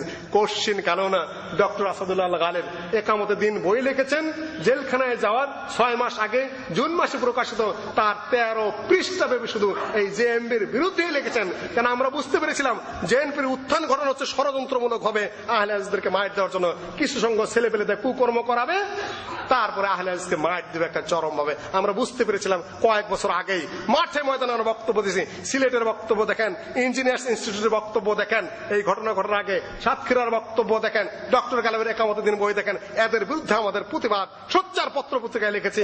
আত্মাহারিকের সম্পাদনায় জেএমবির বিরুদ্ধে আমরা বলিষ্ঠ কণ্ঠে লিখেছি। কেন দুশ্চিন্তা আমাদের বেশি ছিল, ছেলেপেলের অধিকাংশ আমাদের সমাজের, এদেরকে কুকর্ম করে আমাদেরকে মায়ের দেওয়ার প্ল্যাটফর্ম রচনা করা হচ্ছে, এটা আমরা বুঝতে পেরেছিলাম। কিন্তু তারপরেও তাকদিরে ছিল, হয়েছে। ইনশাআল্লাহ আল্লাহ পাক এই বালা দূর করে নেবেন। কিন্তু হক পথে টিকা থাকা যাবে কতক্ষণ, এই জন্যই আপনাদের কাছে দোয়া চাচ্ছি। শুধুমাত্র বিভ্রান্তিকর ভুল ধারণাটা আপনারা দূর করে দেন দয়া করে, এইটুকু শুধু অনুরোধ করবো। আসসালামু আলাইকুম ওয়া রাহমাতুল্লাহি ওয়া বারাকাতুহু। জবাব দিলে খুশি হব। ধন্যবাদ। আনতে মিজানুর রহমান। বাংলাদেশের রাজনৈতিক অঙ্গন যেটা, এই বাংলাদেশটা আপনার 2-3টা কথা বলে শেষ করতে হবে। পাক ভারত উপমহাদেশটা যখন শিখদের অত্যাচারে অতিষ্ঠ, ইংরেজদের অত্যাচারে অতিষ্ঠ, তখন কারা এদের বিরুদ্ধে অস্ত্র ধরেছিল জানেন? আহলে হাদিসরাই। উপমহাদেশ সাইয়েদ আহমদ ওলি এবং শাহ ইসমাইলের নেতৃত্বে যেটা গঠিত হয়। আপনারা বলবেন যে কোথায় পেলেন, বানায় বলছেন না। আপনারা পড়েন ওহাবি মুভমেন্ট ইন ইন্ডিয়া, কিয়ামউদ্দিন আহমদের, আপনারা পড়েন মাসুদ আলম নদভী সাহেবের হিন্দুস্তান কি পহলি ইসলামী তাহরিক, আপনারা পড়েন চৌধুরী গোলাম রসুল মেহেরের জামাতে মুজাহিদিন সেরগুজাশত মুজাহিদিন পড়েন, মোল্লা আবুল হাসান আলী নদভীর ইজা হাব্বাত রিহুল ঈমান পড়েন, সিরাতে সৈয়দ আহমদ পড়েন, মহিউদ্দিনের Syed Ahmad and his mission ইংরেজিতে পড়েন, বাংলাদেশের বিচারপতি মওদুদের ওহাবী আন্দোলন পড়েন, আব্দুর রহিম যে 20 বছর আন্দামান দ্বীপপুঞ্জে তাকে নির্বাসনে দেওয়া হয়েছিল, ফিরে এসে বই লিখেছেন সে আহলে সুন্নাত তাজিমাবাদ, পাটনার শেখ আব্দুর রহিমের তাজকিরায়ে সাহাবা পড়েন, ডক্টর গালেবের ডক্টরাল থিসিস আহলে হাদিস আন্দোলনের উপরে পড়েন, আল্লামা আব্দুল্লাহ আল কাফি সাহেবের আহলে হাদিস পরিচিতি পড়েন, দেখবেন ইতিহাস রচনা যেটা জিহাদের আহলে হাদিসরাই করেছে। সব পড়েন, ডকুমেন্টারি থিসিস, এগুলা সব গবেষণার কথা, ফালতু কিস্সা কাহিনীর বই না, পিএইচডি থিসিস অনেকগুলাই। সময় তো উপস্থিতি, কিন্তু সেখানে তারা সেটা দেওয়ার শেষ লক্ষ্যে পৌঁছতে পারেন নাই। রাজনৈতিক আন্দোলন শুরু হয়ে গেল, ইংরেজরা চলে গেল, তাদের দালালদের হাতে দেশ ছেড়ে দিয়ে গেছে, আর ইসলাম বাস্তবায়িত হয় নাই। পাকিস্তান আন্দোলনের নেতৃত্ব কে দিয়েছে বলেন তো? 1947 সালে পাকিস্তান হলো। 1941 সাল থেকে 1941 সাল পর্যন্ত 10 বছর মুসলিম লীগের নেতা কে ছিলেন? মৌলানা আকরম খাঁ, বিখ্যাত আহলে হাদিস। তার বাবা আব্দুল বারী খাঁ, তার দাদারা 2 ভাই ছিলেন, মুফিদউদ্দিন খাঁ এবং মদন খাঁ। 2 ভাই স্বয়ং বালাকোটের যুদ্ধে অংশ নিয়েছিলেন। বানানো কথা না। এখানে ডক্টর লোকমান আছেন রিয়াদে, তারও দাদার জন্ম হয়েছে বালাকোটের ময়দানে, জিহাদের মাঠে জন্ম হয়েছে। এবং বাংলাদেশের এই প্রকার এই পাকিস্তান আন্দোলনের নেতৃত্ব আহলে হাদিসরা দিয়েছেন। এবং তিনি মারা যাওয়ার পরে, না মারা যাওয়ার না, 1951 সালে যখন মুসলিম লীগ পদত্যাগ করলেন, ইসলামিক রাষ্ট্র হচ্ছে না, খালি দলের চামচাগিরি করেন নাই, রাষ্ট্র করবে না, দলের সভাপতি আমি থাকবো না, পদত্যাগ করে সরকারের বিরুদ্ধে প্রতিবাদ করেছে। এটা আহলে হাদিস। চামচাগিরি করবো না আমি, নীতি মানব না, আমি থাকবো না। তিনি নিজ দলের নিজ সরকারের বিরুদ্ধে প্রতিবাদ করেছেন, পদত্যাগ করেছে। Karachi agitation, Paltan agitation, Sylhet agitation, সবটা নেতৃত্ব সরকারের বিরুদ্ধে ইসলাম প্রতিষ্ঠার জন্য এই আক্রমণ খাই দিয়েছেন। এটা আহলে হাদিসের চরিত্র। আমি এই দল করে কাজে চামচাগিরি করতে হবে, হুদা তারিফ করতে হবে, এটা কোন নীতি? এটা আহলে হাদিসের নীতি নয়। তারপরে কে হলেন? বাকি সাহেব চেষ্টা করলেন, আদর্শ প্রস্তাব বাকি সাহেব পাশ করালেন। তিনি কে? তিনি কাফি সাহেবের বড় ভাই, জমিয়াতে আহলে হাদিসের প্রতিষ্ঠাতা আব্দুল্লাহ আল কাফি সাহেবের বড় ভাই আল্লামা আব্দুল্লাহ আল বাকি সাহেব তখন মুসলিম লীগের সভাপতি। স্বাধীনতার ঘোষক কে? তিনি কে? বগুড়া গাবতলীর প্রখ্যাত আহলে হাদিস। 4 নেতার 1 নেতা কামরুজ্জামান কে? রাজশাহীর বড় মসজিদ এবং বিশাল ঈদের মাঠ তার দেওয়া এখনো। এবং সরওয়ার্দী মন্ত্রিসভার ক্যাবিনেট মন্ত্রী, এবং সরওয়ার্দী সাহেব যখন বিদেশে যেতেন, যাকে প্রধানমন্ত্রীর দায়িত্ব দিয়ে যেতেন, তিনি কে?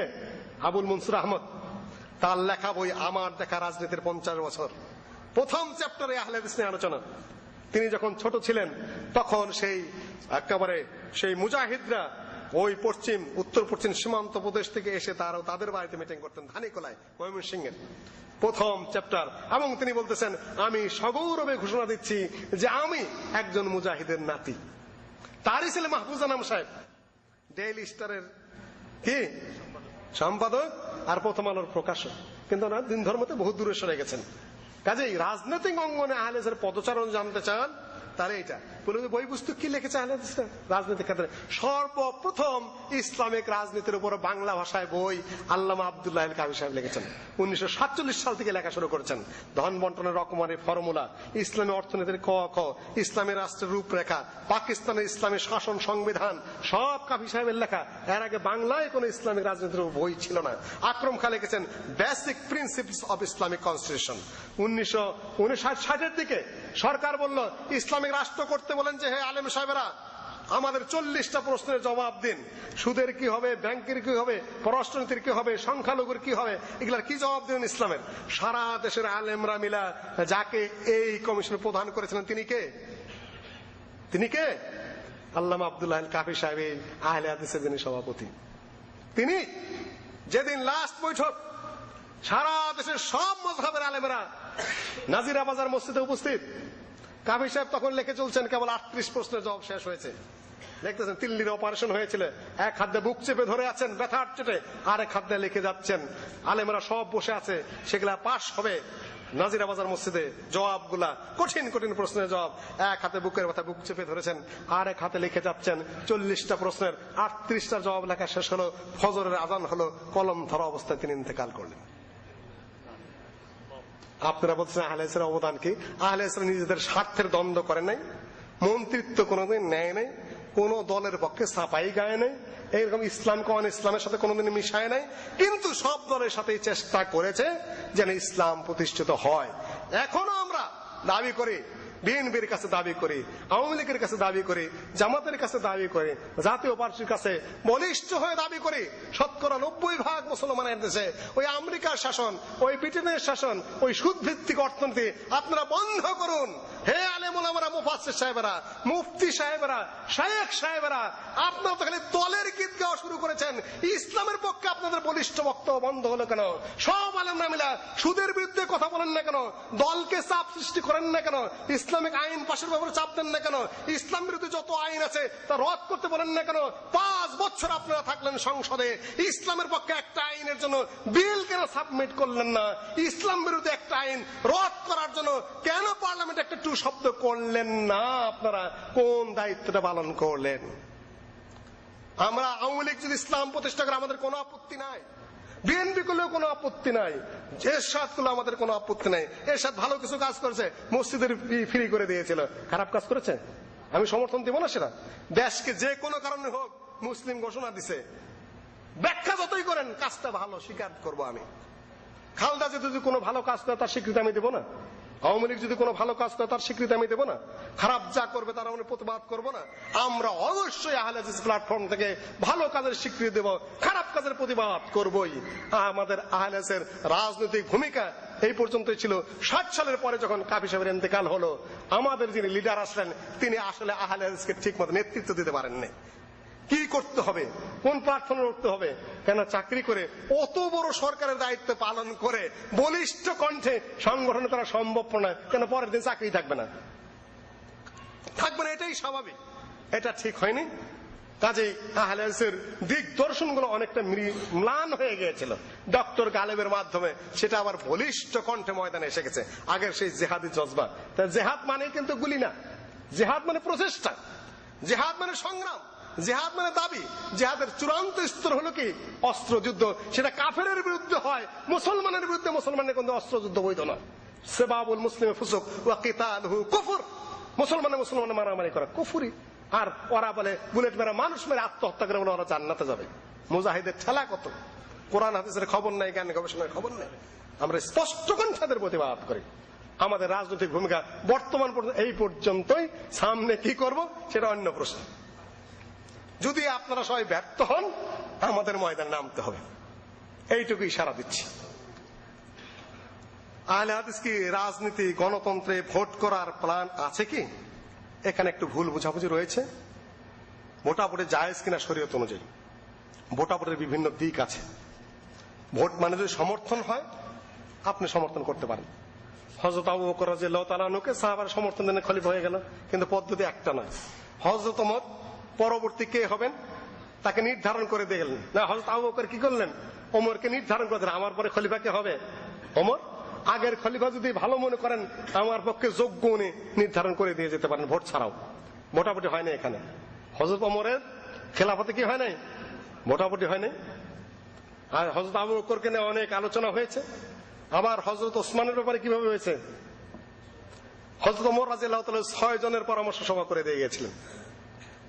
6 জনে প্রত্যাহার করতে করতে 2 জন টিকল। কে কে? হযরত ওসমান এবং আলী। হযরত ওসমানের পক্ষেই যেন বেশি মত চলে গেল, এটাও এক ধরনের সমর্থন হয়ে গেলেন। হযরত আলী খেলাফত নেবেন না, চলে গেলেন দূরে খেজুরের বাগানে। জনগণ একবার পাইকারে হয়ে যায়, এমন হয়ে ঘেরাও দিল যে আপনার খেলাফত নিতেই হবে। বাধ্য হয়ে তিনি নিলেন, হয়ে গেলেন খলিফা। সবাই মেনে নিল। অযোগ্য কেউ ছিলেন না, শ্রেষ্ঠ মানুষগুলোকে তারা নির্বাচন করেছেন। এই 4 জনের চাইতে শ্রেষ্ঠ কেউ ছিল? মানুষকে যদি মুক্ত স্বাধীনতা দেওয়া হয়, এই পয়সা ছাড়া, পেশি শক্তি ছাড়া, মানুষ ঠিকই দেশের শ্রেষ্ঠ মানুষটাকে বিবেচনা করবে। যেটা 4 খলিফার যুগে হয়েছে। এদেশের ভালো মানুষ ছিল কেউ? মানুষ ভুল করেছে তাদের নির্বাচন করে। মনোনয়নেও ভুল হয় নাই, নির্বাচনেও ভুল হয় নাই, চাপ সৃষ্টিতেও ভুল হয় নাই। মানুষ ঠিকই বুঝে কোন লোকটা যোগ্য। কিন্তু এইরকম ভুয়া গণতন্ত্র যখন দিবেন, পয়সা, পুলিশ, তারপরে পেশি শক্তি, মিথ্যা কথা, ভোট ডাকাতি, তখন খালি খারাপ মানুষগুলো পার্লামেন্টে যাবে, ভালো মানুষ পার্লামেন্টে যেতে পারবে না। আমরা সমর্থনকে না জায়েজ কোনোদিন বলি নাই, গণতন্ত্রের প্রচলিত নীতির সমালোচনা করেছি। ভালো মানুষ ক্ষমতায় যেতে পারছে না। জাল টাকা, বিড়ি সিগারেট, পেশি শক্তি, মিথ্যা, সব কিছু দিয়ে যা হয় তা সত্যিকার হয় না।